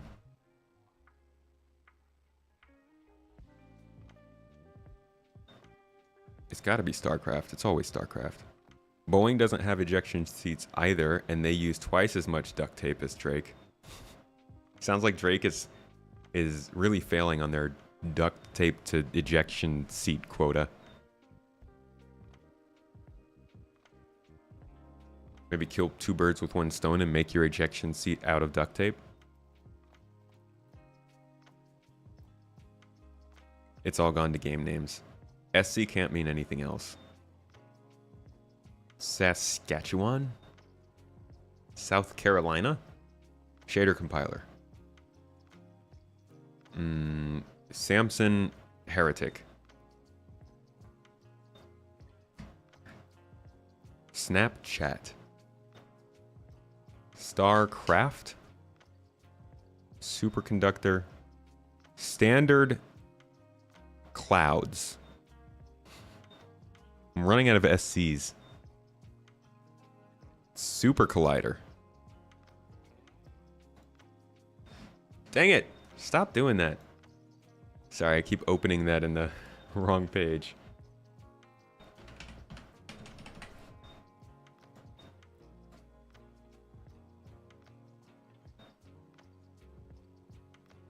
Whoa. Am I not focused? What is going on there?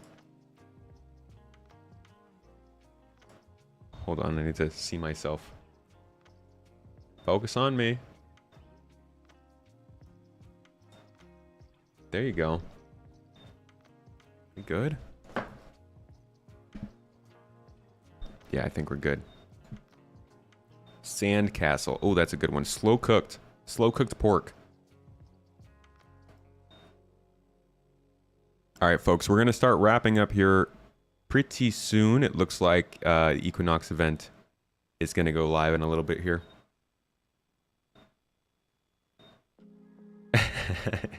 Been listening but not watching. You missed on the Fez? Silly cultist. Solid. Seriously confused? Okay. Celestial pedestrian. I think pedestrian might start with an S. Or a P. Not a... Oh, you remember what I said about my vocabulary? There it is. That's how it works. What is the Equinox event? It is a big Star Citizen community event. It's a real life event, and it'll be streamed on Twitch. I am going to be streaming myself into their live. So I'm going to send you all, if you're on Twitch, I'm going to send you all to their stream. And then I'm going to jump onto their stream. I won't, like, I'm not the main thing or anything like that, but you'll see me there. I'll be talking to folks, answering questions, just kind of chatting about Star Citizen. Super Celestials and Silent Celestials. The brain farts. Brain fart does not start with SC, but I think we can figure out a way to make it happen. Srain carts. Why? Oh God, that was so funny. It knocked the fez off my head. Why was that so funny to me?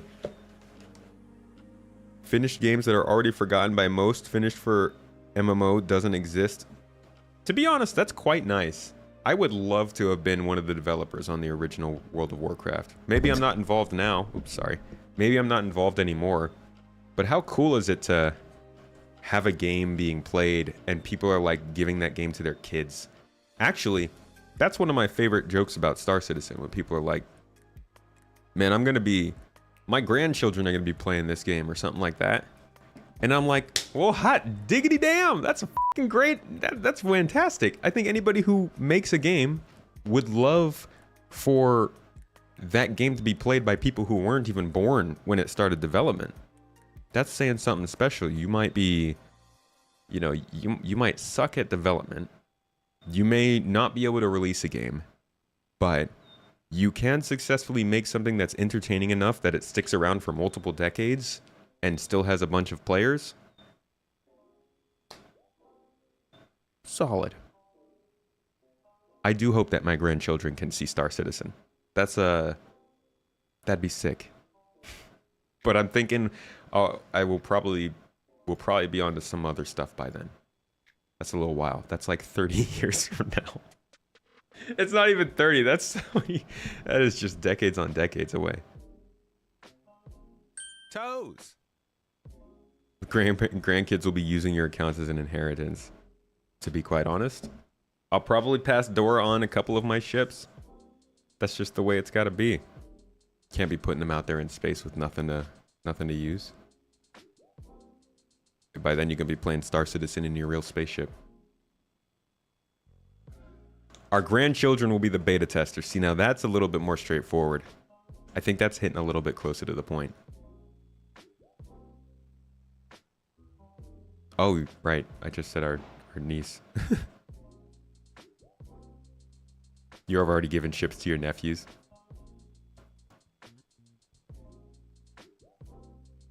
You want your descendants to fly your F8?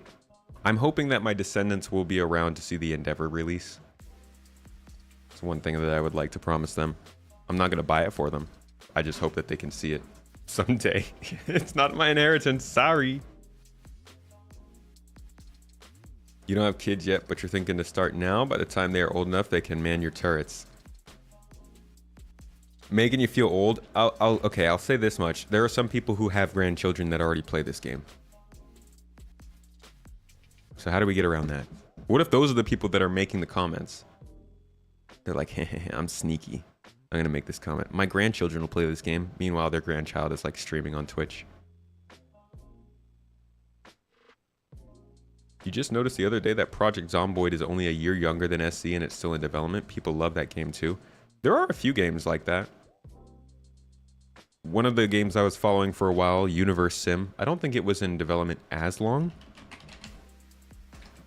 I think it was 2014 or 2015 it started. It doesn't even say when it started. Oh yeah. Yeah, so they started theirs in 2014 and they only reached release this year. So it took them 10 years. And I mean, it's a cool game. I think it has great scale to it. But if you looked at it, you wouldn't be like, oh yeah, this is a technological marvel. It's a very fun little world builder. I highly suggest if you like those like chill world building games where you can just kind of watch it evolve, this is a great one. But like when you look at it, however, like any budding civilization, they are driven by an uncanny impulse for self-destruction. it's like great concept, fantastic. Oh, hold on a second. Lucky for them, you wield godly powers of staggering proportions. Use lightning strikes, hold on a second. tornadoes, and other divine interventions to put those misbehaving nuggets in their place. If you can prevent their self-destruction, they'll gaze at the cosmos. Support their grand ambitions as they set sights on an extraordinary task, colonizing alien worlds. Yeah, so this is a game that I was following. Took 10 years to make, 2014, early access stuff. They were letting people play it. Granted, they were not funding in the same way Star Citizen is, but it took 10 years for it to come out. It's not rare. Well, okay, it might be rare. It's not unheard of for games to take a while. Just a matter of what they're promising, what they're saying they're going to do, how they communicate about that kind of stuff, and how much they're in the public's eye about it too. You can kind of skirt under the magnifying glass of the general public, and you're good, you know. But if you make as much noise as something like Star Citizen does, you're going to get a lot more criticism for what you're doing and how long you're taking.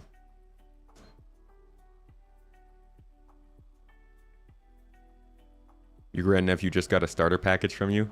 Hey, that's sick. Were they excited?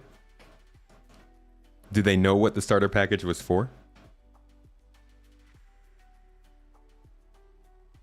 See, look at us all with these nephews and nieces we got, ready to get in here and fly the ships that we don't want to fly because they're probably going to get blown up. Honorary aunts and uncles.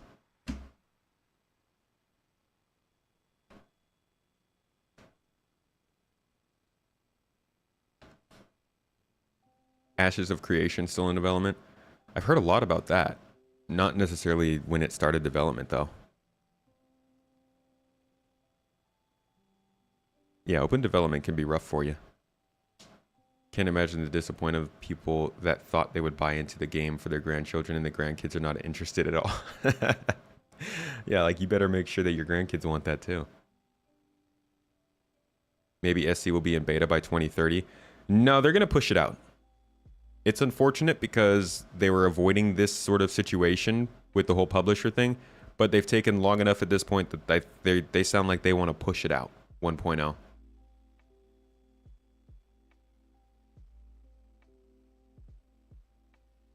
You're over half a century, a decade plus into the second half, and you're okay with that. A coffin dodging waiting room better have good internet. Psh. Screw coffins, dude. The only place waiting for you is your fresh spaceship seat. That's hard to say. Spaceship sheet. That seat's got a name on it. And the name on it is your butt. So plant it.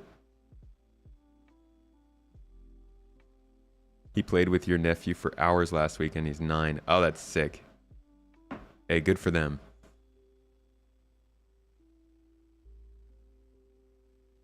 December 13th, 2013, 72D, and it's going to live 1.0 live this month. What is that? Wait, what are you? Dochev. What are you referring to? See you later, Sebas. Thanks for hanging out. And decent RNG. Decent ring. Thanks for the sub. Appreciate you. Oh, 7 days to die. It was what, 11 years to develop that one? That's a zombie survival game?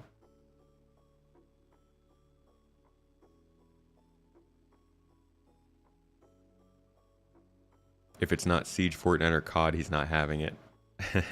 You better hope that they do a good job with Arena Commander then. Did he try X Defiant? Or is it X Defiant? I don't know how to pronounce that one. The Ubisoft COD? Or wait, no, was that Operation Grey Zone? Man, I don't know which games are what anymore.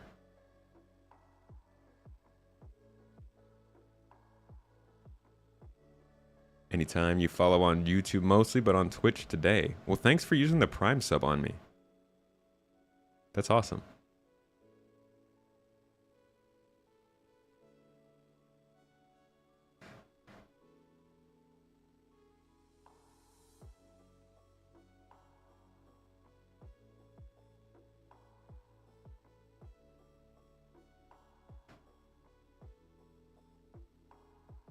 The Ubisoft COD. Did that do any good? I think that one died. I think I'm thinking of the Grey Zone game that just came out.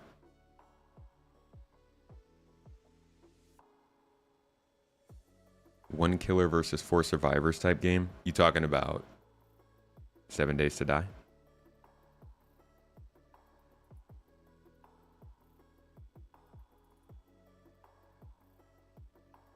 Ubi has not been doing... Oh my gosh, Ubisoft and their game output. Name a worse combination. Ubisoft could have just... I don't understand. What happened?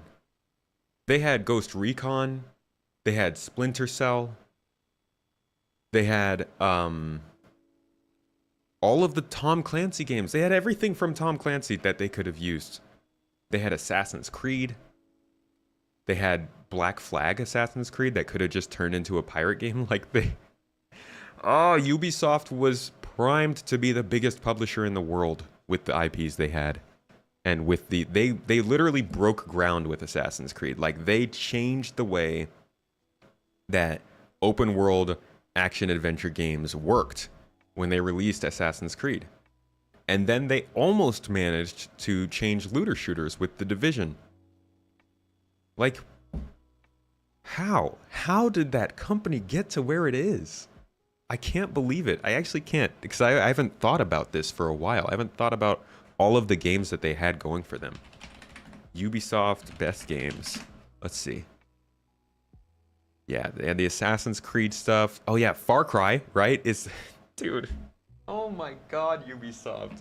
There are so many household names in their repertoire. Prince of Persia, Rayman, Beyond Good and Evil, Assassin's Creed, Far Cry. Come on, guys. What happened? I still can't get over the fact that, like, even Rainbow freaking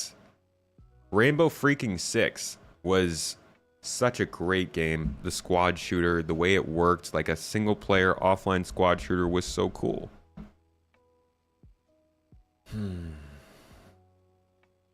Sad. Oh, they have Trackmania? I didn't know that. The Division IP gave them a perfect playground. They had the first survival battle royale. They could do first person in that universe easy too. They had a lot of options, man. Black Flag is one of the big ones. That should have been a standalone pirate game, but they were afraid it wouldn't sell, so they slapped Assassin's Creed on it. Was it supposed to be standalone before that? What blows my mind is that they then went away and they were like, okay, we did that. Now we can surely make a Pirates game because we've proven with that game that it will work. And they didn't back down from that. They didn't take a risk. No, instead, they went and they made Skull and Bones. And it took them, what, 10 years to make this game? And it was trash. And nobody likes it. Okay, so I'm sure some people like it. But this is, it's just like 59% on Metacritic. 10 years after Black Flag came out, which was a really good game. It just doesn't make sense. They have homogenized their games so much that you can instantly tell a Ubisoft game in the first few minutes. It might be worth making a video about taking risks versus not taking risks. And that doesn't even have to be a Star Citizen video. Like, this could be compared to Larian games. They could be compared to maybe older Obsidian. Even, like, there are companies that do a good job of striking out and doing something cool, and then the other companies see it and they're like, oh, let's do that too. Epic did it. Epic, the company that make Gears of War. If you showed people Gears of War, like the original ideas for Gears of War, and then you were like, yeah, this is the company that went on to make Fortnite, they'd be like, what? Chainsaw guns and splitting bodies in half to, like, glowing bits and flying school buses. And that's because they were willing to change and do things a little differently. And they got rewarded for it. Ridiculously rewarded for it.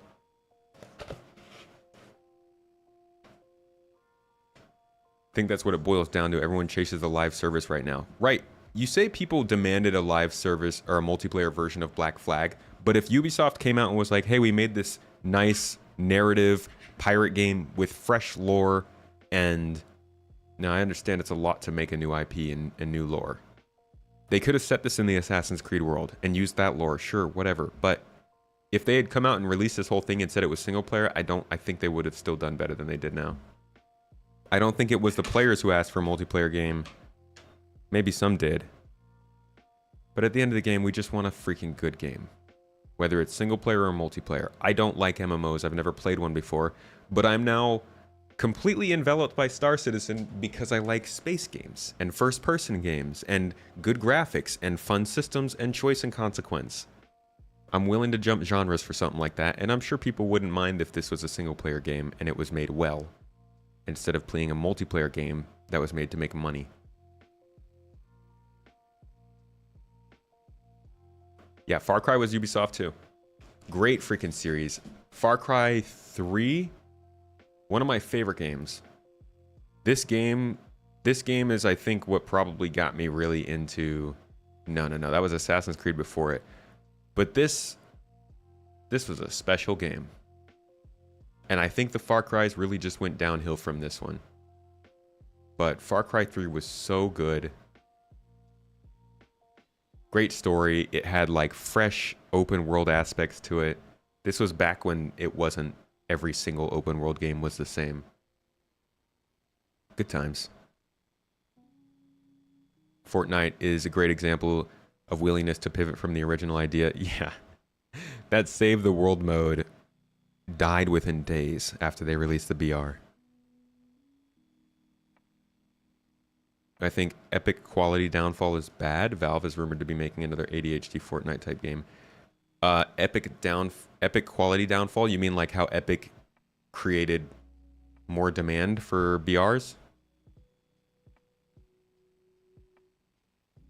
To be honest, it was kind of Bluepoint that popularized it, right? Epic just ran with it. Jaybird, I think there's a lot of people like us. I think that kind of separates MMOs or Star Citizen from other MMOs. I was watching a video recently talking about how hard it is for an MMO to break into the scene. And I don't think Star Citizen will ever approach the levels of things like World of Warcraft or Final Fantasy or those big names. But I do think that it escapes some of the danger other MMOs would find, which is that A, there's like not very many sci-fi MMOs, space-themed MMOs, right? A lot of them are fantasy-based. But also B, a lot of us don't come from MMOs to this game, because this game appeals to more than just the MMO player. It's got stuff in it for FPS shooters, for your action-adventure person, for your role-playing. That's a thing in all of the games.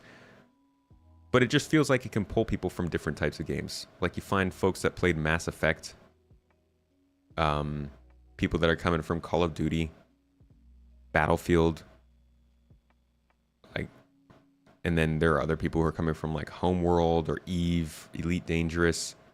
Some folks are coming from Candy Crush, and Jungle Temple Runner or whatever that game is. Like it's a wide spread of players coming into this one. Braben has completely betrayed Elite Dangerous and Frontier. They license a lot of games. It's interesting that the people who make Elite Dangerous also make Jurassic World. H1Z1 was before PUBG, huh?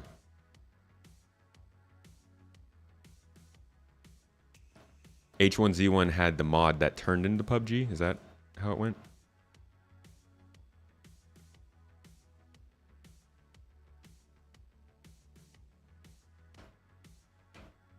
What game's radio silent? Oh, Beyond Good and Evil 2, right. That Beyond Good and Evil 2, I think, entered production in 2007. Like, you want to talk about long development cycles.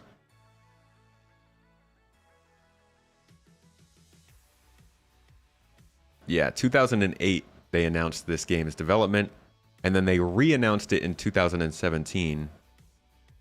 So, I don't know, 15 years since they announced it, and another 7 years now since they re-announced it. I don't know what the heck's going to happen with this game.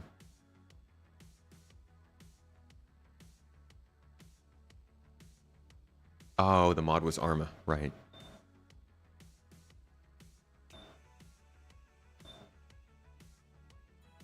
Yeah, we saw that cool trailer in the spaceship a little while ago. But who the heck knows?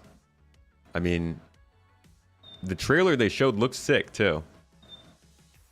And then they showed us some of the gameplay flying around the city, but I have no idea what's going on with it.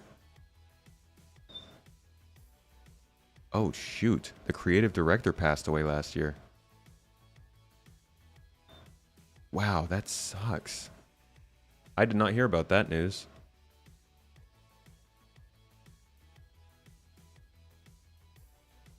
Oh, Ubisoft said, wait, what? Ubisoft also called this one a quadruple A game? What? Who's doing their messaging? This is the only company that has now said 2 of their games are quadruple A.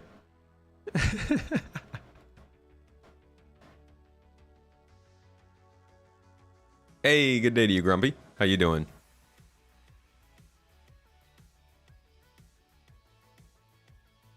Yeah, trailer was pretty cool.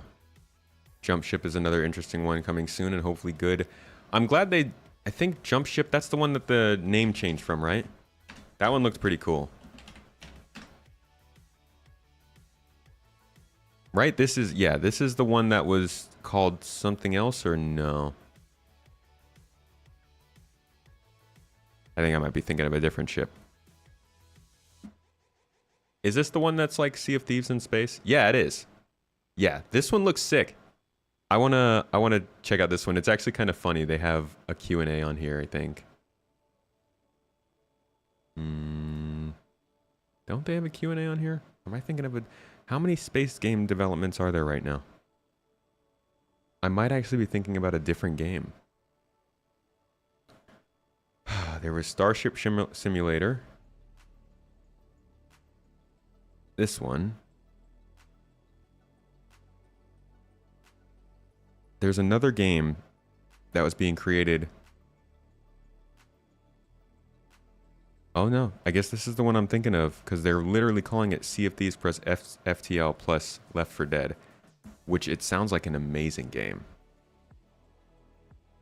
Used to be called Hyperspace, so this is the one. Spaceborne. Yes, that's what I was thinking of. Thank you.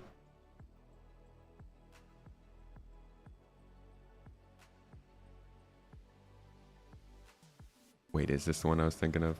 No, I'm just getting confused, huh?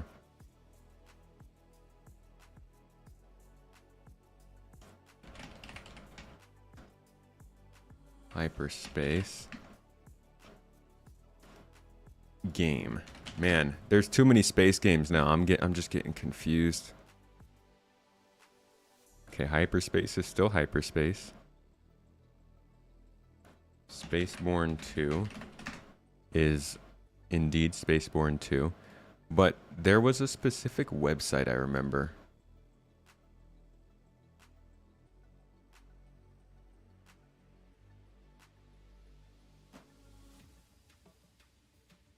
RPG open universe single player space shooter with additional third person.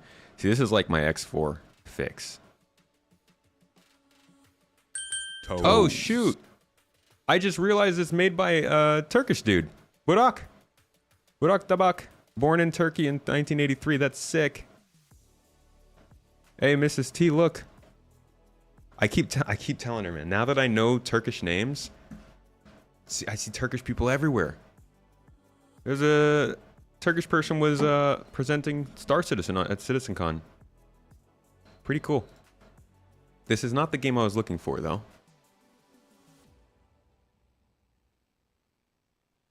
Underspace? Is that?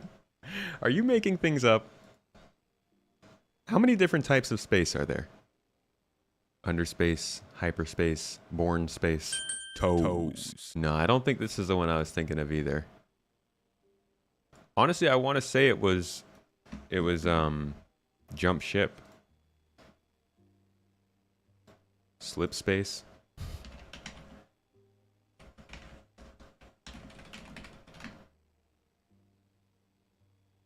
Let's see.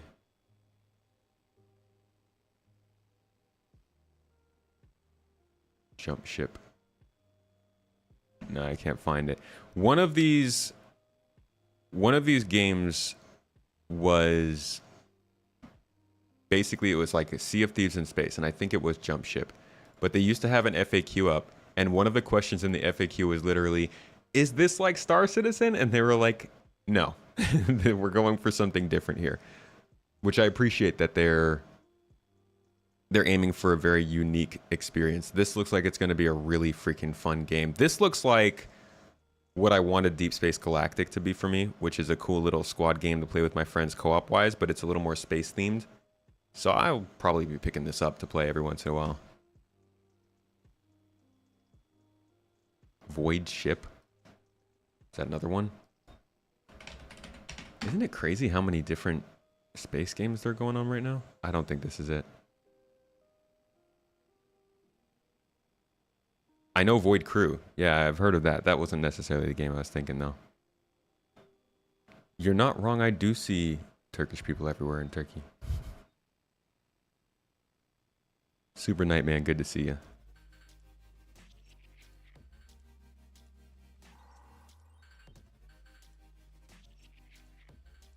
Oh, you're thinking of Void Crew. You haven't seen this one? Is it early access or full release? You talking about the one we were just looking at, Jump Ship? I don't think it's out yet.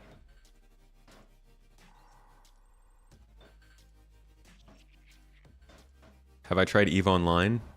I tried EVE Online in like 2009, and funny enough, I quit because I thought I was behind the curve and I wasn't going to be able to catch up to people. And I didn't realize how long games could last back then. So I haven't played it since then, no. I heard they have their FPS module going on though. Finally got it working. I remember back when they did EVE Valkyrie, I thought that was going to be their big dogfighting sort of ship flying thing. Have to wonder if Star Citizen is keeping all the non-combat stuff so secret because of all the copycat. Nah, they just haven't gotten it prepared yet. I think that they were relying heavily on combat for a while. And they got to start changing that up now.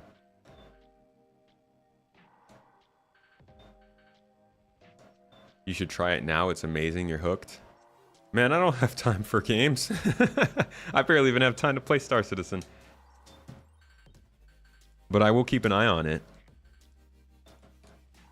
I have nothing on my radar right now to play, actually. I do want to finish Cyberpunk, and I really want to get back to playing some EVE, or not EVE. Civ, not EVE.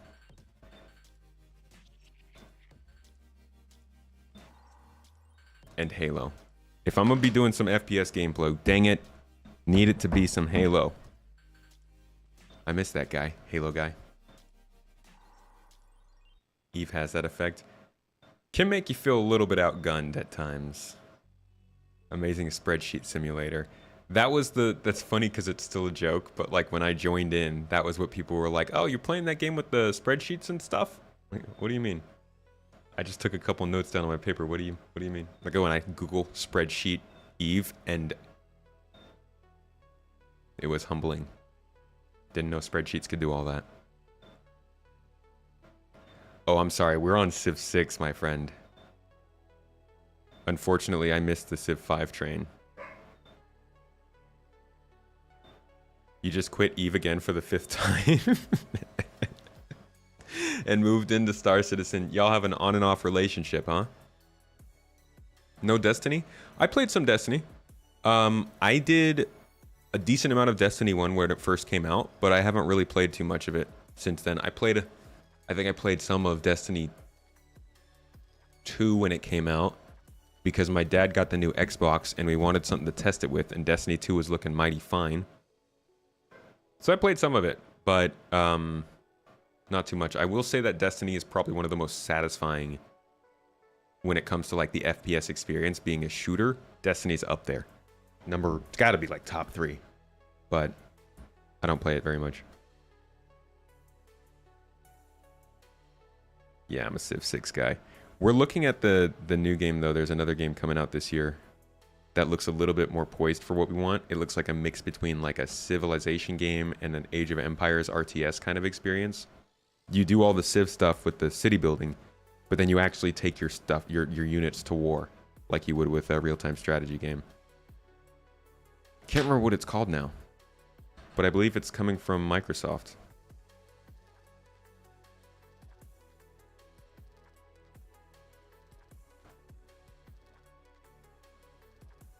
Excel itself should be like a profession.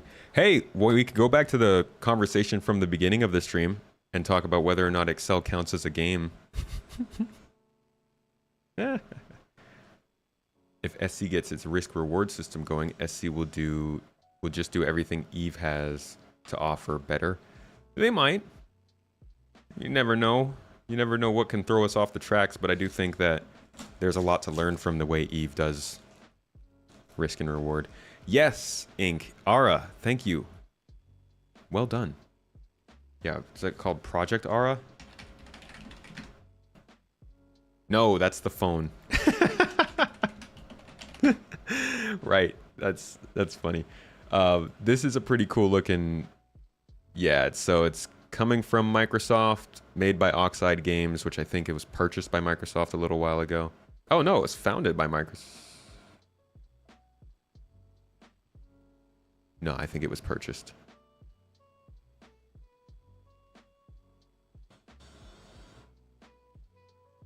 Was it purchased?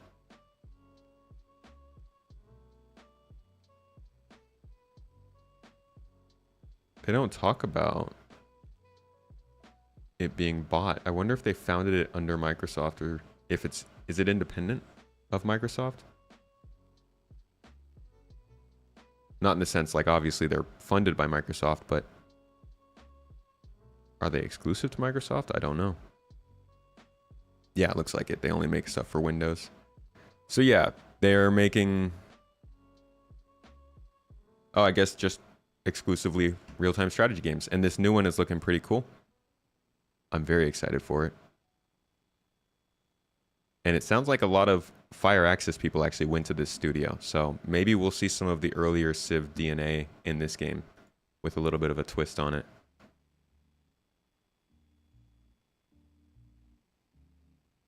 Try something different. Try Hellblade. It might be short, but it has an impact you won't forget.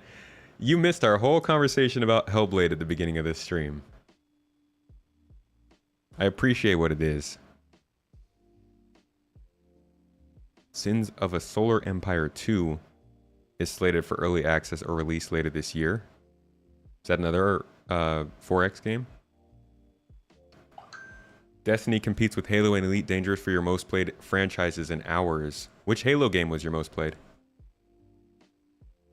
One thing Eve does well is loyalty points for Corpse. Is that like Reputation, kind of?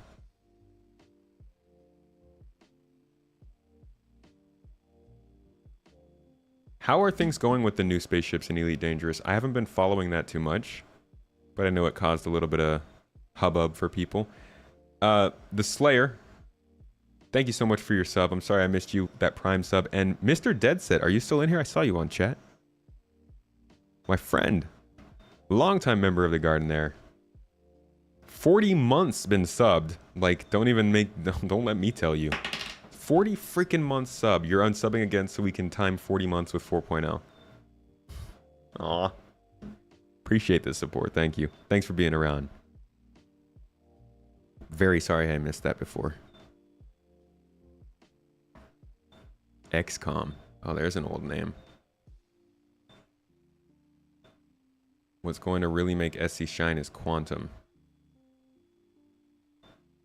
I hope it works. You can unlock ships via loyalty points. Okay, cool. They raised prices. I don't know what happened. I just know that they're introducing new ships.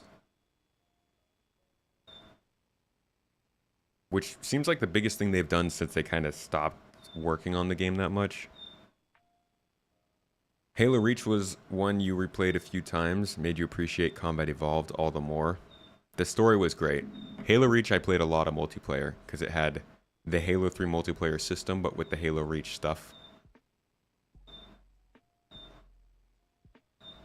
And that bird. Quantum better get a new name. To be honest, at this point, it should. The amount of just confusion surrounding the name of Quantum, just retire it. Do something new. Plywood Box, hey, good to see you, friend. How are you doing today? How does it feel to be the GOAT of Star Citizen news? Jimbo, appreciate it. Thank you.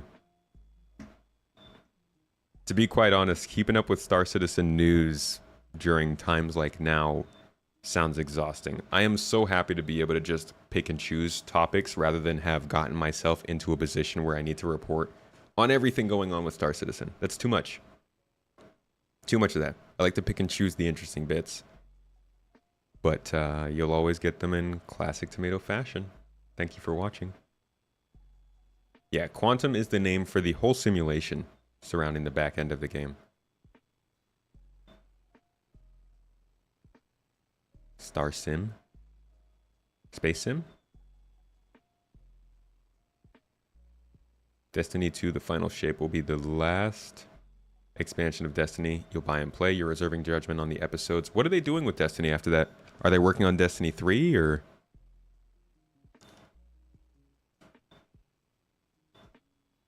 The new ships in ED are releasing as DLC. The hubbub was around Elite selling pre-kitted starter ships for arcs and in-game currency you can buy for money or earn in-game.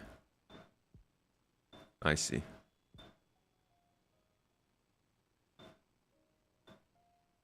That's why you appreciate the work. It's confusing. Thank you. Appreciate you. Oh, Board Gamer handles a completely different side of content than I do. And I appreciate him for it because I need a place where I can like, you can't read everything that comes out of Star Citizen, right? It's nice to be able to go on YouTube any day of the week and be like, I can expect that there's going to be a news update that gets me up to speed today. Thank you to those channels. What year would I guess Squadron 42 releases? Next year. Destiny series always disappointed you. Star Citizen with all the freedom of movement is what you wanted from Destiny. Whoa! That's a wildly different type of game, huh? Although I feel like I can move around more easily in Destiny than Star Citizen. Do you mean ease of movement like your spaceship and stuff? Squality. 07's buddy. Thank you for watching.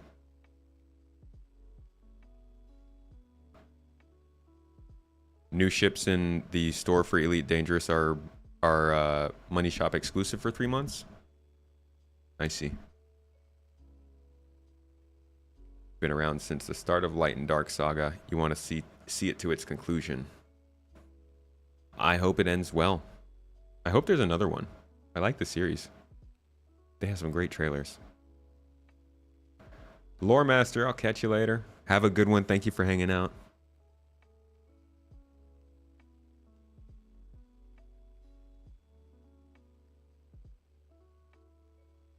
Destiny always felt constrained, not in character movement, but in movement options. Can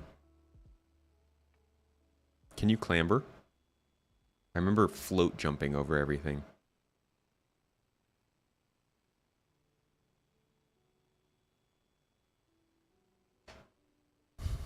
I don't know what sexual chocolate is. Is that a reference to Destiny? Am I sweating or just shiny? I'm a shiny boy, dude. Check me out. Ultimate shine. It's what you call a clean head. That'd be funny if it was like squink, squink, squink, squink, squink. But no, I was sweaty earlier. Cooled down a bit.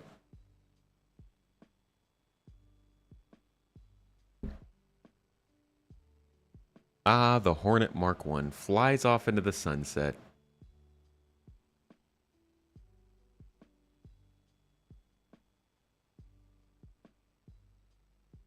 Oh, there is something in the PTU. Somebody was talking about that.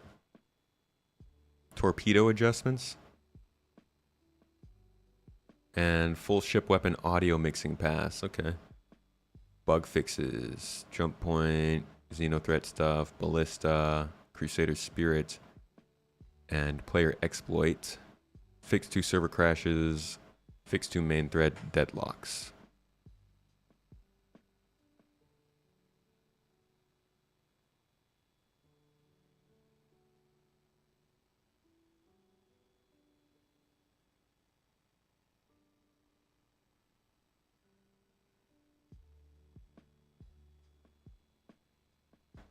So this is mainly a bug fix, yeah?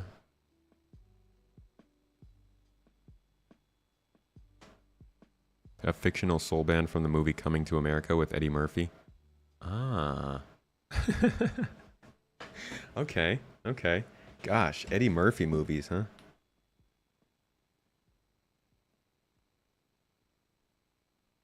When you played, the meta was roll to buff melee, punch for damage, and reset roll, repeat.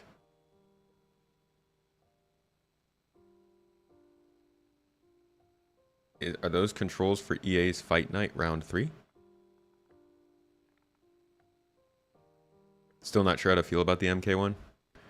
You played Halo 1 through 3 and everything in between faithfully. Not sure which one you played most. Maybe Halo 3. Yeah, I think Halo 3 was probably my most played. Halo 3 or Halo Reach? I did play a lot of Halo 2 though. As funky as it plays, Star Citizen is exactly what you want in a space game. You don't like cutting to various places and teleporting.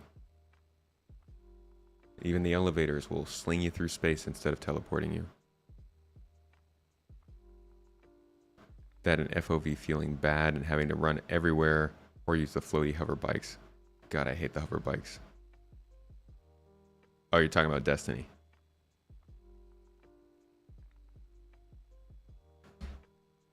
Has9, how you doing?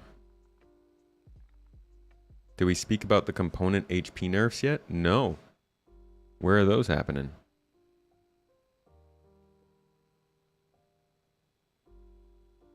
You're not typically reactionary to these things, but retiring the Mark 1 worries you. What does it worry you about?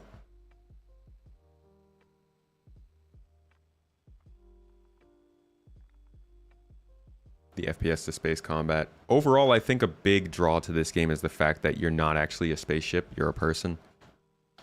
And being able to get out of your seat and leave is what makes this less about people who like spaceships and more about people who just like space. I mean, I never even considered other space games because I didn't grow up flying spaceships. A lot of the other space games from X4 to Elite Dangerous to some of these other games that we've looked at here. No, not Far Cry. Like some of these other space games that were a bit more about, like, God, what is that one? That one space western style game. I can't remember what it's called. Like, there's a lot of games that are based in space but focus almost entirely on the spaceship. And I think the most interesting part of Star Citizen is how the spaceships are the most important part of the game, but a lot of the focus is outside of the ships.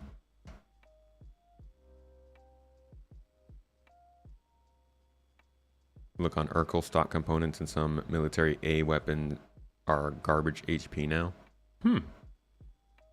Wonder if they're testing weapon breakage. You're worried it'll set a bad precedent? Like, what happens if they can't get the Caterpillar modularity to work properly? Let's retire it and make an MK2. The MK2 Hornet isn't made because of the MK1 failing. The MK2 Hornet has existed for as long as the MK1. They, from the very beginning, it's kind of like the Polaris. In lore, if you look up the Polaris, you'll find out that it didn't exist during Squadron 42. It doesn't exist until technically the second episode of Squadron 42, because it's a response to the first battle in the Squadron 42 game. The Hornet is the same way. They made the first one and called it the Mark 1, and at the same time they released the Mark 2, but they never actually modeled it in the game. Well, they did.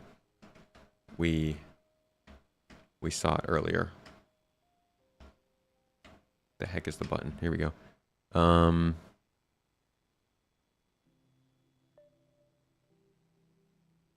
Here we go. Being used in the game as of now is still essentially. So this is 2016. Was created by CGBot and it was used in the first pitch video by Chris Roberts. The S7A is going to be featured in Squadron 42, so naturally we were looking to do a complete update for the Hornet, since the mesh being used in the game as of now is still essentially the old CGBot model from 4 years ago. The idea here was to keep the original Hornet F7 MK1 series in the game, and then add the F7A MK2 model completely new from the ground up with our latest techniques and pipeline procedures. Chris thought it would be cool to have the classic Hornet and the new version run side by side, and players would have the opportunity to keep the old MK1 as a classic collector's item. I should probably post this somewhere. It's pretty straightforward messaging on this. But that's, rest assured, at least until they start releasing, like if they do start sliding in a Mark 1, like what if they released the Ironclad and they were like, this is the Ironclad, and then in the small text in the site, Mark 1. That would be worrying, but as of now, I don't think there are any other ships that are modeled like that. Hey man, I'm glad it helps. I'm going off of what they're saying here, and I hope they stick to this. But the idea has always been that the Mark II would be something that would exist in the game at some point.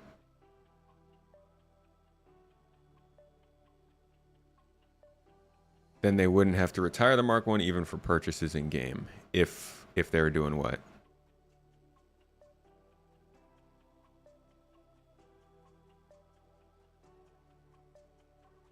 The big thing is, like, they need to support the Mark I. They're not going to make any more money from it, but they still need to support it. That's the test.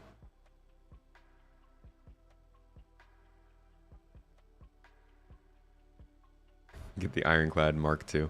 The Endeavor Mark II, sure to release within 5 years of the Mark I Endeavor. Sure to happen within 5 years of 2026. You're fine with Mark 1ing ships, just do it when the ships are only ownable in-game. Doesn't bother you nearly as much. I'm fine with it, but don't FOMO the crap out of people when you're bringing in the Mark II. Like, we don't need that. They need that, as the money dictates. But we don't. Get that out of here.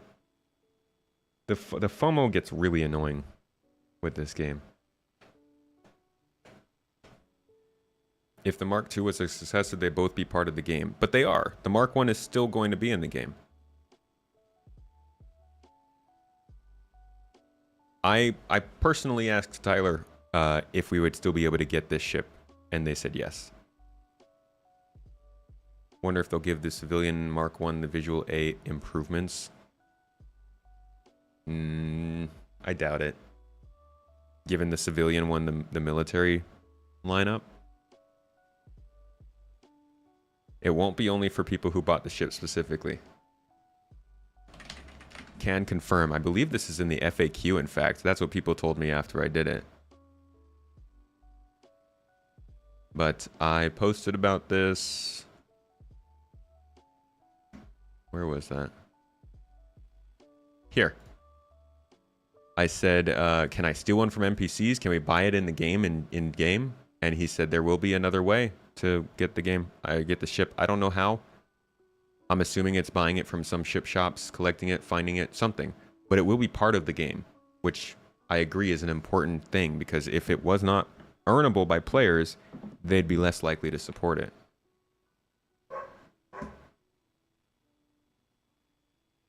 I think the Hornet MK2, I'm pretty sure they said that on the...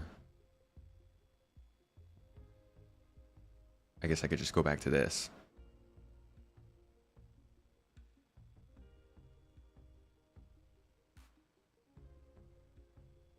Instead of updating current ships, they just release Mark IIs and want more money. Again, I don't know how we're missing this. They're not updating the ships. It's being updated. It's being supported.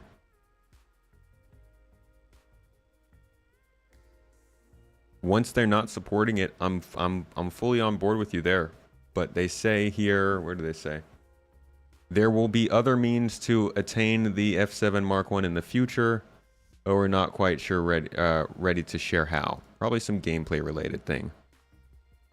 And then they say somewhere that it's being supported and it's still getting its gold pass. So I think if they stick to those things, then yes, that's good.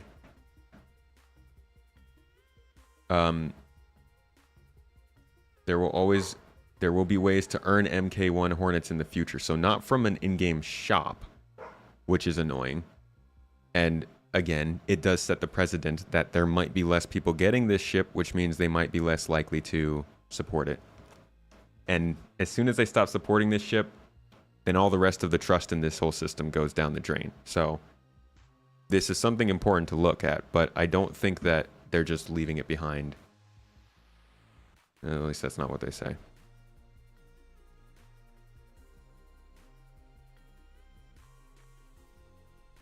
They told us long ago that ships would get old in new versions. That is true. They did say that. Let's wait 10 years until you forget about it. I could see them doing that. eventually not supporting the ship in 10 years. At that point, though, I can also see them not supporting the original Aurora or Constellation. And they're going to have to figure out how they can... I don't know, refunds? You can't refund? I don't know. I have no idea. Allow people to melt it for its original value?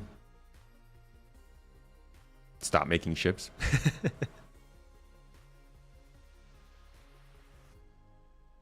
They do want more money. All companies want more money. Yeah.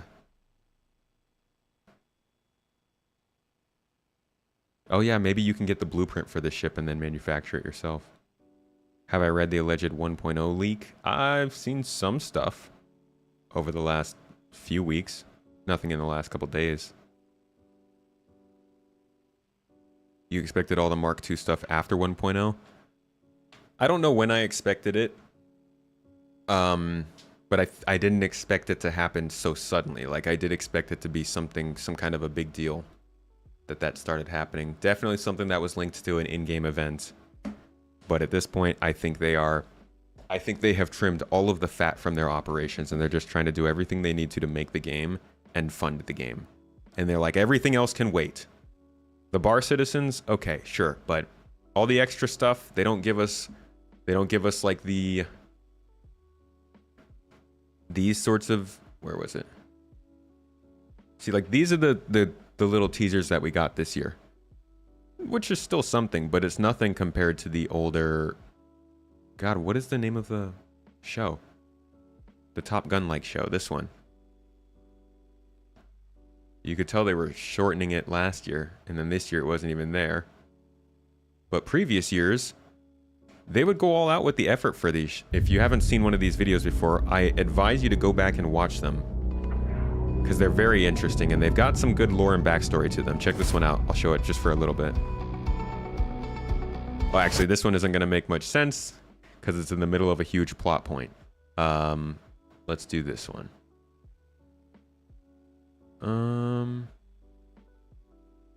No, this one works. This one's got an interesting plot to it.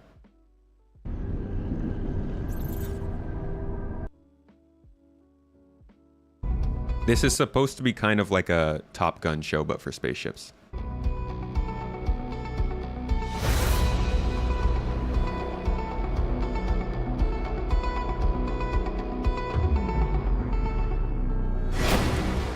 Cut!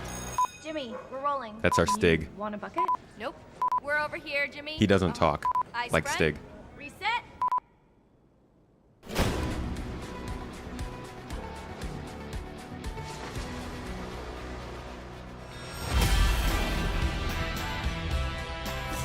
Yeah, Top Gear, not Top Gun.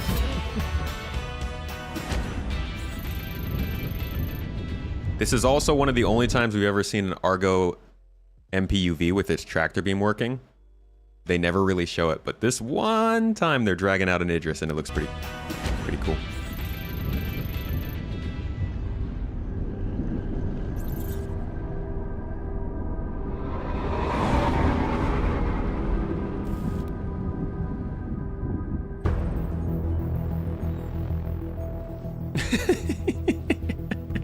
He's just not saying anything.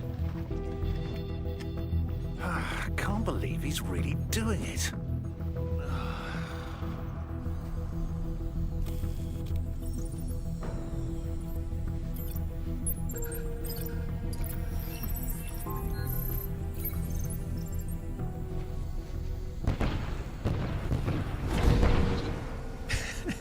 So he's gonna shoot it, and it's gonna explode.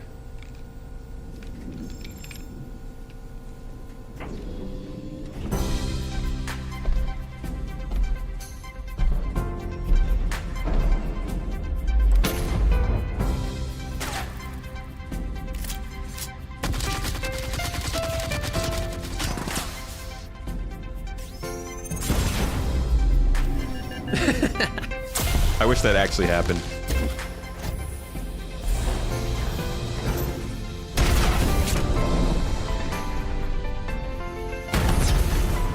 Nice. I still don't know how you're going to pull this bit off solo. Likely kill yourself. Oh my god, he's going to kill himself!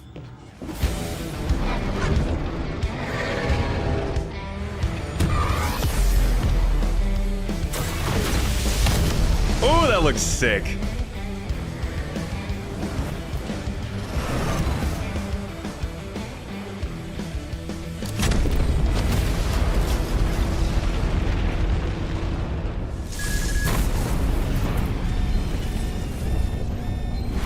Yeah, imagine if the Ares Ion was that weak.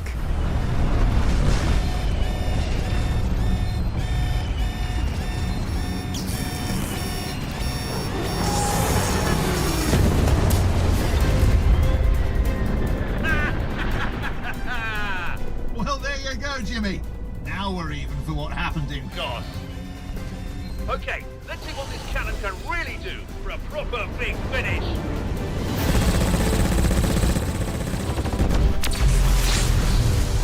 Oh, shit. And speaking of finished, I think we better get out of here. What are you doing, Jimmy? Enjoying the view? We've got a show to finish. So that's like one of the shows that we've gotten in the past.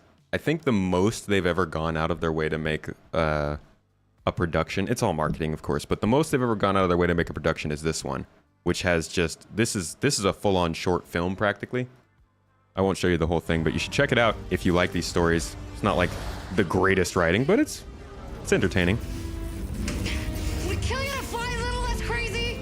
I don't know what you're griping about. I just liberated you from those miscreants. More like kidnapped. Do you want me to give you back? Not particularly. Whoa, whoa, whoa! Whoa, not a good idea! Welcome, everybody. Thank you for coming in. This is your captain speaking. Tomato will be with you shortly. You're co-pilot anyway! Mal? Really not a good idea! Yo, what's up, Salty Mike? Hello, Salt Miners. Is that a thing? What's up, folks? We're just watching some old Star Citizen stuff. Is this where the toxic gameplay is? Dude, we're super toxic in here. Look at this. Women on the screen? Ah! No, we're just watching some old Star Citizen stuff, checking out some news, chatting it out, kicking back. Welcome in, folks. Thank you so much, Mike, for dropping the whole community on me. Jesus. What were you up to? Were you also toxicking? Morocco? We're in Turkey, my man. Another Mediterranean country. This is, though... I'm just showing people the kind of effort they used to put in Head to Raid and Run. Chill, I feel it. Well, give him a big thanks next time you see him. Or I will. Who knows? Whoever sees him first. Just like the effort that they were putting into their marketing stuff before, I think they've kind of cut down on it so that they can focus more on the game itself. But I was telling people, check this out if you wowzers. Jebtrix, you dropped 10 freaking subs on the raid. Holy crap. Yo, thank you. Appreciate you. Mike said I'm all right. Well, that's solid from Mike. We go back a bit. Definitely a good friend. We do a lot of talks on podcasts and stuff, and it's always a good time. Heated gamer moment. Your banner is terrible. And I told you they're programmed to. Wait, what were you even doing in the stream? $700 million in 11 years is a lot. How much are the deacons paying? I mean, anyway? Be a lot for me. I wouldn't mind it. Salty tears. You aren't gonna Yum, yum, your yum, way yum. out this one, buddy. Arena commander stuff. What? Engineering? I can get you money, you know. Hey, think about it. Pop these cuffs, you and me get back on the duck, and we'll go rob the damn central core bank. Come on, Dugan, it'll be just like old times. Be like we never left Lago. I'm gonna keep that clip and I'm gonna watch it.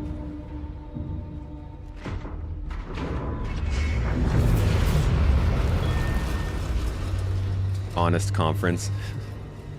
Or not. Not really reminiscing, to be honest. We're all over the place today. We've been tracking different things. I'm just going as chat calls it. If you guys want to talk about something or see something, let me know. Displeased. Answering questions, talking it up, hanging out. Normally, get ready for when you abandon Equinox. your crew to be taken by the police, you're not expecting to see them again. This is very quiet. Facilitate this reunion. Now, about those advocates. Ah, yes.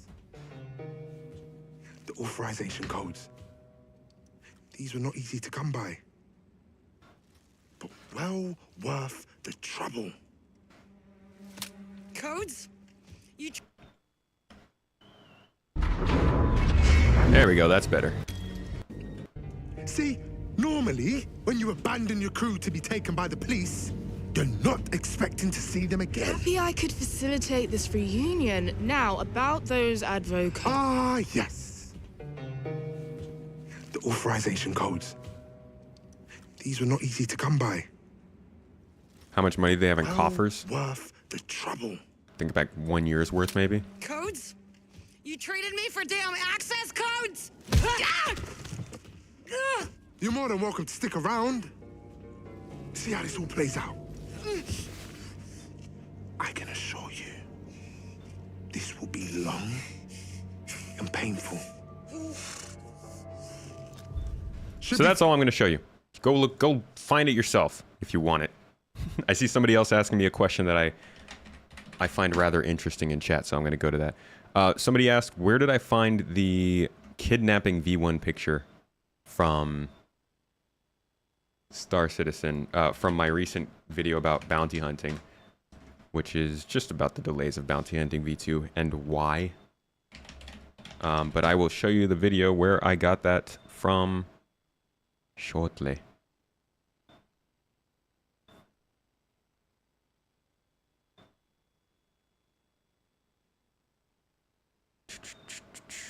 Let's see.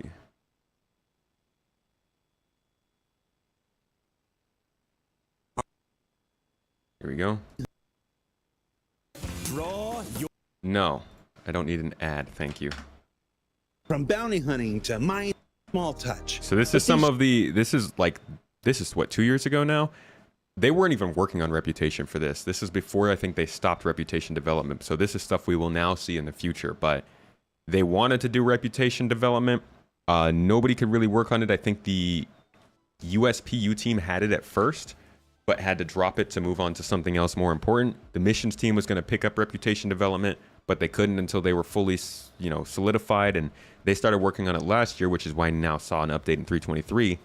But I think Reputation is going to start to see a lot more development soon, and this is some of the earliest stuff we've seen on that. Small touches, they add up to make for a more dynamic landing and takeoff experience as players travel across the Star Citizen persistent universe.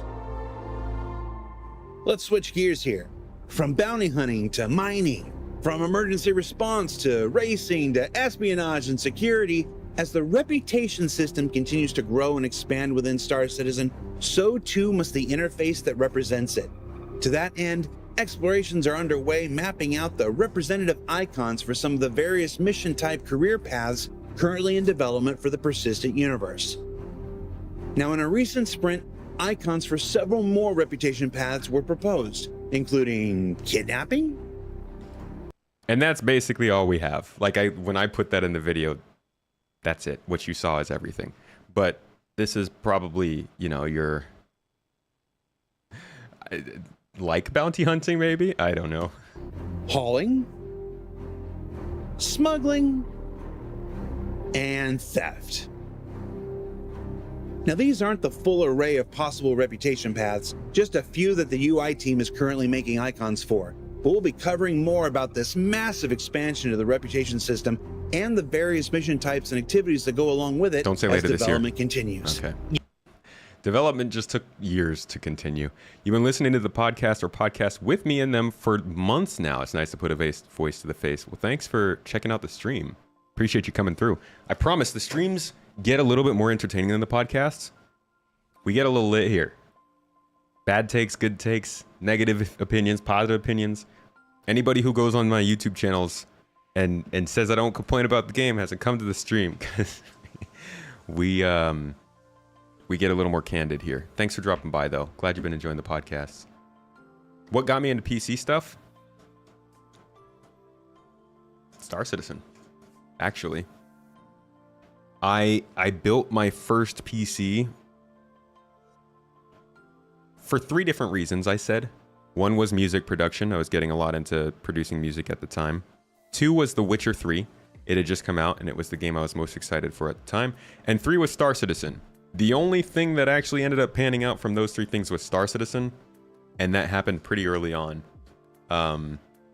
So yeah, I originally built my first PC to get into this game, and I've enjoyed it since then. I love it. I do way more on my PC than on consoles, but I still really like sitting on a couch with a controller and relaxing. PC gaming is uncomfortable to me.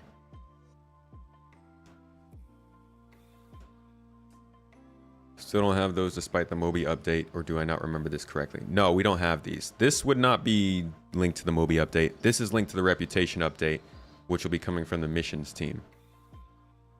Felipe, I'll catch you later.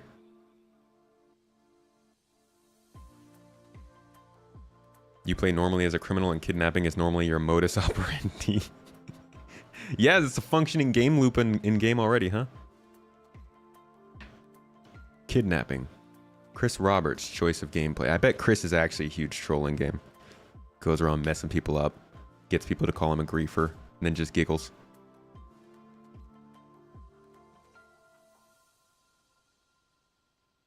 You have all consoles, you haven't touched them in 2 years. That's a lot of consoles to sit around. I don't have a PS5. I would have liked one for some of the games that came out recently. Hey, Abdi.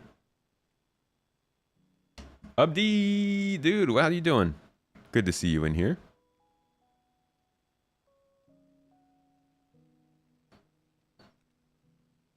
Imagine Chris pad ramming. Chris is going to pad ram you and then explain to you how your pad rammed ship is going to persist in the state, in the game state. It's going to be like, I'm going to blow your ship up and then drag your body out into the middle of the forest, and you're going to come back in 3 weeks and that body's still going to be there. And you're going to be like, what the persistence? And Chris is going to be like, yeah, Star Engine, baby. Is this series on Netflix? What? Inside Star Citizen? Trying to get a Netflix documentary of it? I bet Netflix would make a banging documentary about Star Citizen. Better yet, I bet NoClip would make an amazing documentary about Star Citizen, and it'd probably be like 3 days long.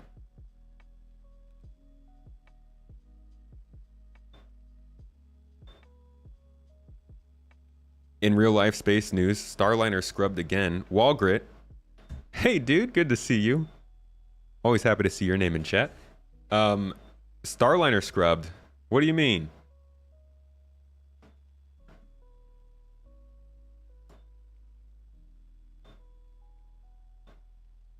SC story isn't done yet. We rockin'. It's an ongoing documentary series. I feel like that's what we're doing. I do hope that at some point I can go back and look through my YouTube channel and be like, oh, right, I remember that month. Ooh. Oh. Ah, that was that. Yeah, that was the F8 month. Oh, right. Yes, the Hornet MK2 month. Ah, yes. Or my favorite. Oh, of course. Right. That time when they allowed people to pay money for land claims that weren't in the game yet. Ooh. There's a lot of those moments. Be fun to go back through them at some point. This week kind of sucked. I'm sorry to hear that. Last week of the month. Boeing crew capsule that takes people up to the space station. What happened to it? Did it break? Is the body in 3 weeks going to be fresh or decomposing? You're going to have to ask the Death of a Spaceman tutorial for that one. Oh, wait. No. You know, your body won't be decomposing because remember, you've died hundreds of times. Right? That's what the guy said in the trailer.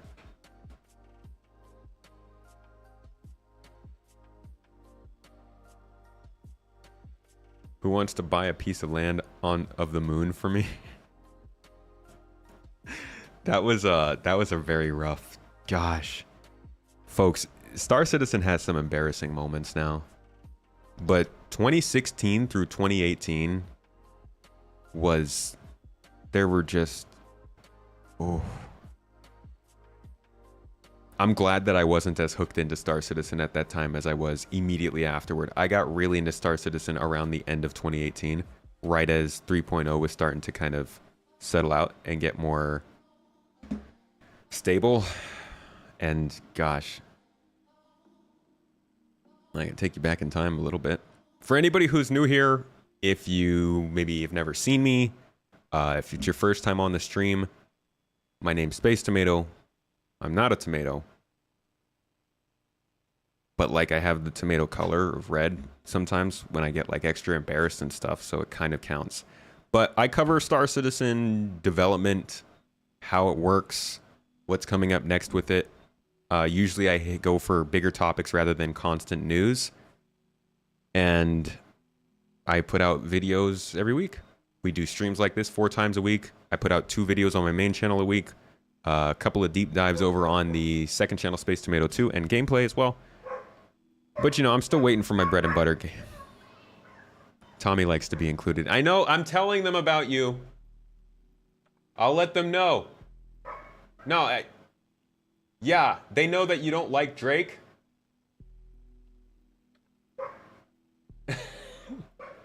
Okay, yeah, but the Corsair is cool. I get it. Yeah, no, she's got a lot of opinions, and she hates when I don't introduce her. That's my dog. Her name's Tommy. She does not like Drake ships, but she does like the Corsair. Good? Okay. So, I don't even know. Where was I? We were talking about videos. Star Citizen or something. Gosh, dang it. Yeah, I make videos about Star Citizen, and we like to talk about that stuff here. If you're interested in that, maybe consider coming back. If not, chill a little. See if you like the people here. We tend to be pretty cool. But I was going back to look for one of their older videos from back in the old day. Like, the way they introduced the Polaris is already indicative of just how not entirely fantastic things were back then. But man, the Around the Verse episodes were pretty good. You got to see a lot of stuff in these videos.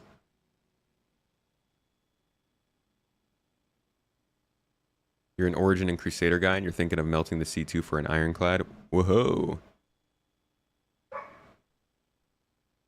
Heard you mention wanting to play on the couch. Have you logged into this Steam Link at all? Either from the app on your TV or like a mini PC? Not yet, no.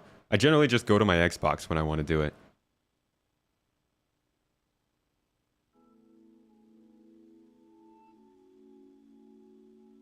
Could have sworn you heard somewhere that player logout would work by turning your character into a Quanta.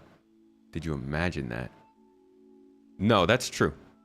Death of a Spaceman has that concept built in. And I still think that they can do something like that to This is your captain encourage speaking. people. Tomato What? will be with you Somebody shortly. raiding? Axis, dude. Yo, thanks for the raid, man. Appreciate you.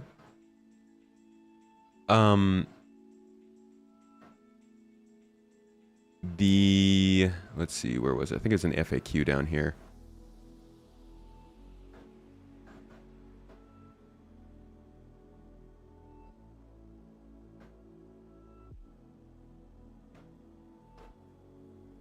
Thanks, my dude. How was Star Citizen for you today?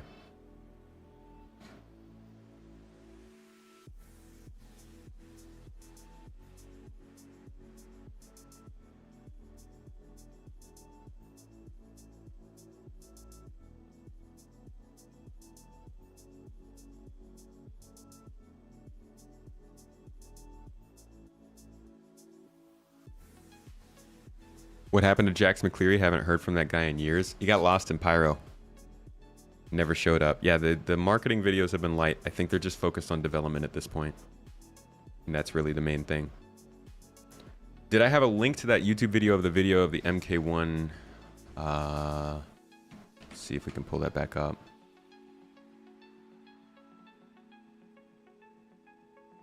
Oh. I am on the wrong profile there. Just flashing you all my personal search history.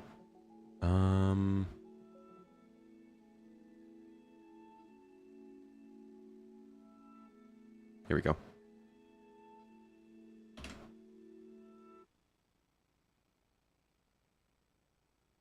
Who was asking for that?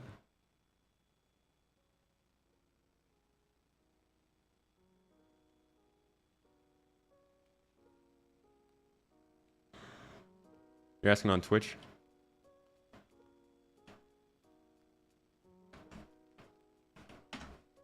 Can I watch the Sandworm video again for old time's sake? We'll watch a quick portion of it, but I do have some news, a quick update for all of you who probably came here because, you know, I'm supposed to be streaming into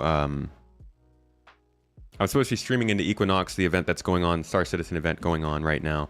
Unfortunately, it seems they're having internet issues.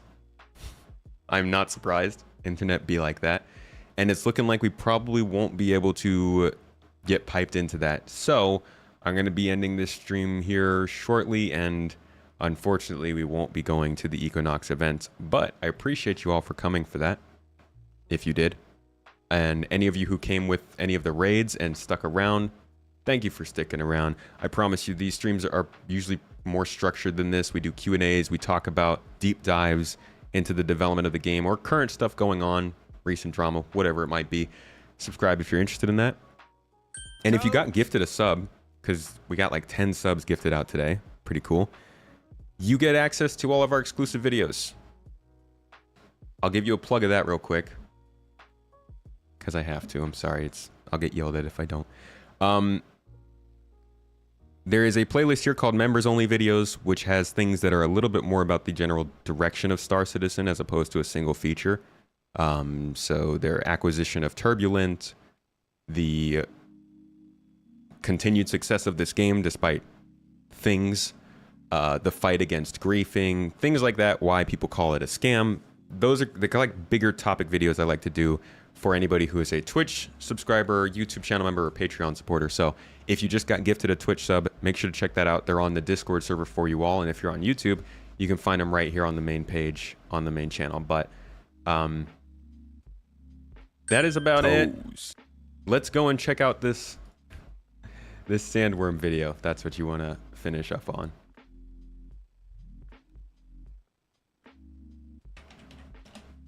Lay scam. That would have been CitizenCon 2015? 2016.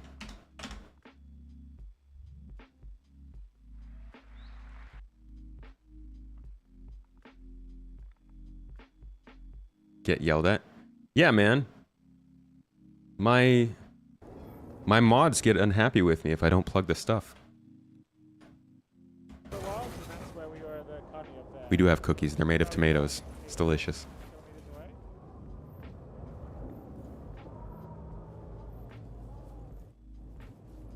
Wow, this video is very quiet.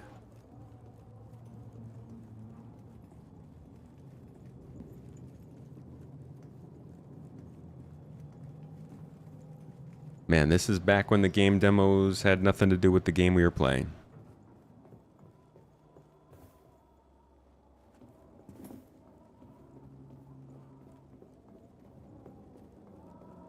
The funny thing is this whole thing was supposed to just showcase Planet Tech, but of course, they went way further with it and made a whole game scenario out of it with a Sandworm, which caused so much more attention, which is what they wanted, but it also caused such different expectations.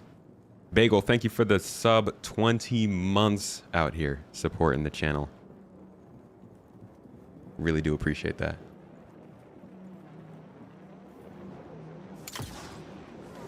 Oh no, the bikes got past my sniper. What will I do?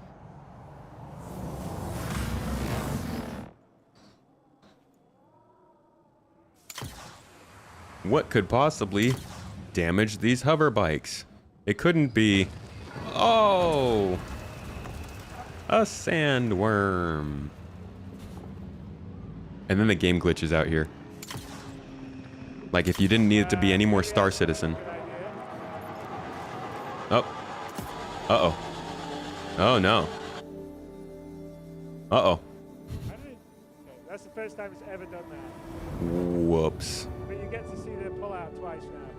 God, I bet that pissed him off so much. They put so much effort into this Sandworm for just this demo, and then it glitched at the last part.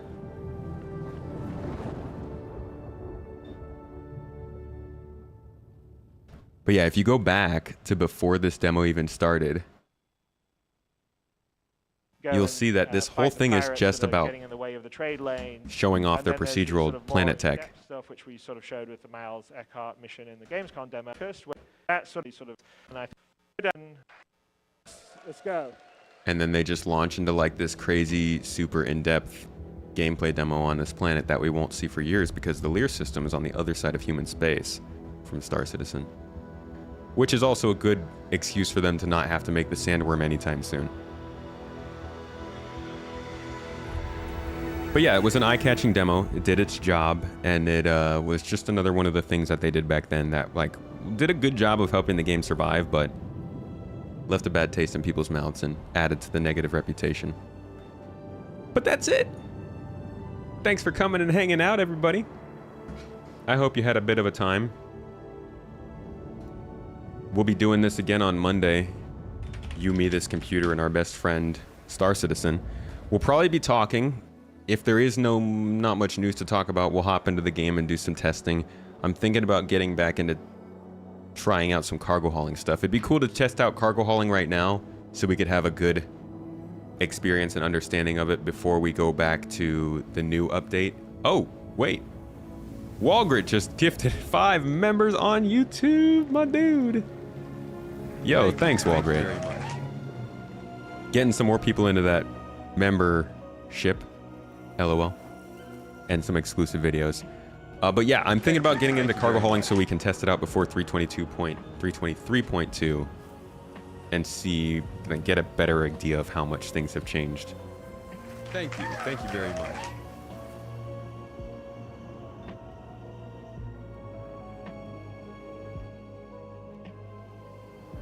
Thank you very much.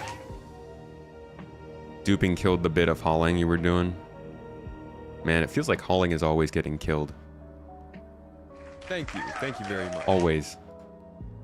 Anything that happens with cargo hauling is like, okay, cargo hauling's not gonna be as good anymore. Cool.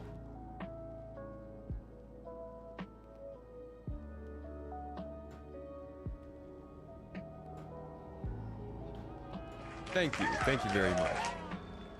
They missed it. Yeah. He actually says hello, Citizen Car, but you guys are all laughing when you saw the guy. He does that. We miss it every year, Chris.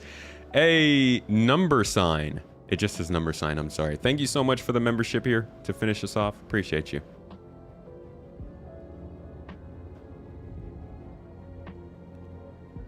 We need a full wipe, I hope so. I hope we get a full wipe soon.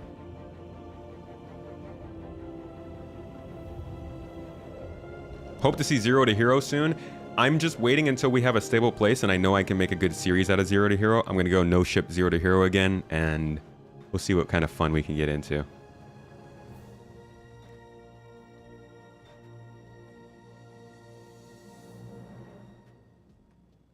All right, let's see.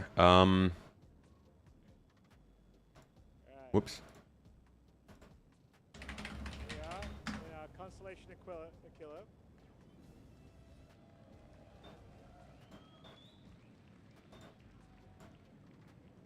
Contrails.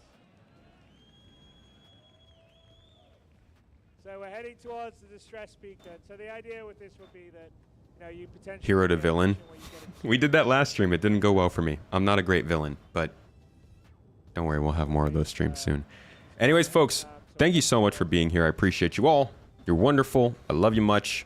And hope to see you on the next stream where we will do more entertaining stuff and talk about, can't believe it, but more Star Citizen stuff.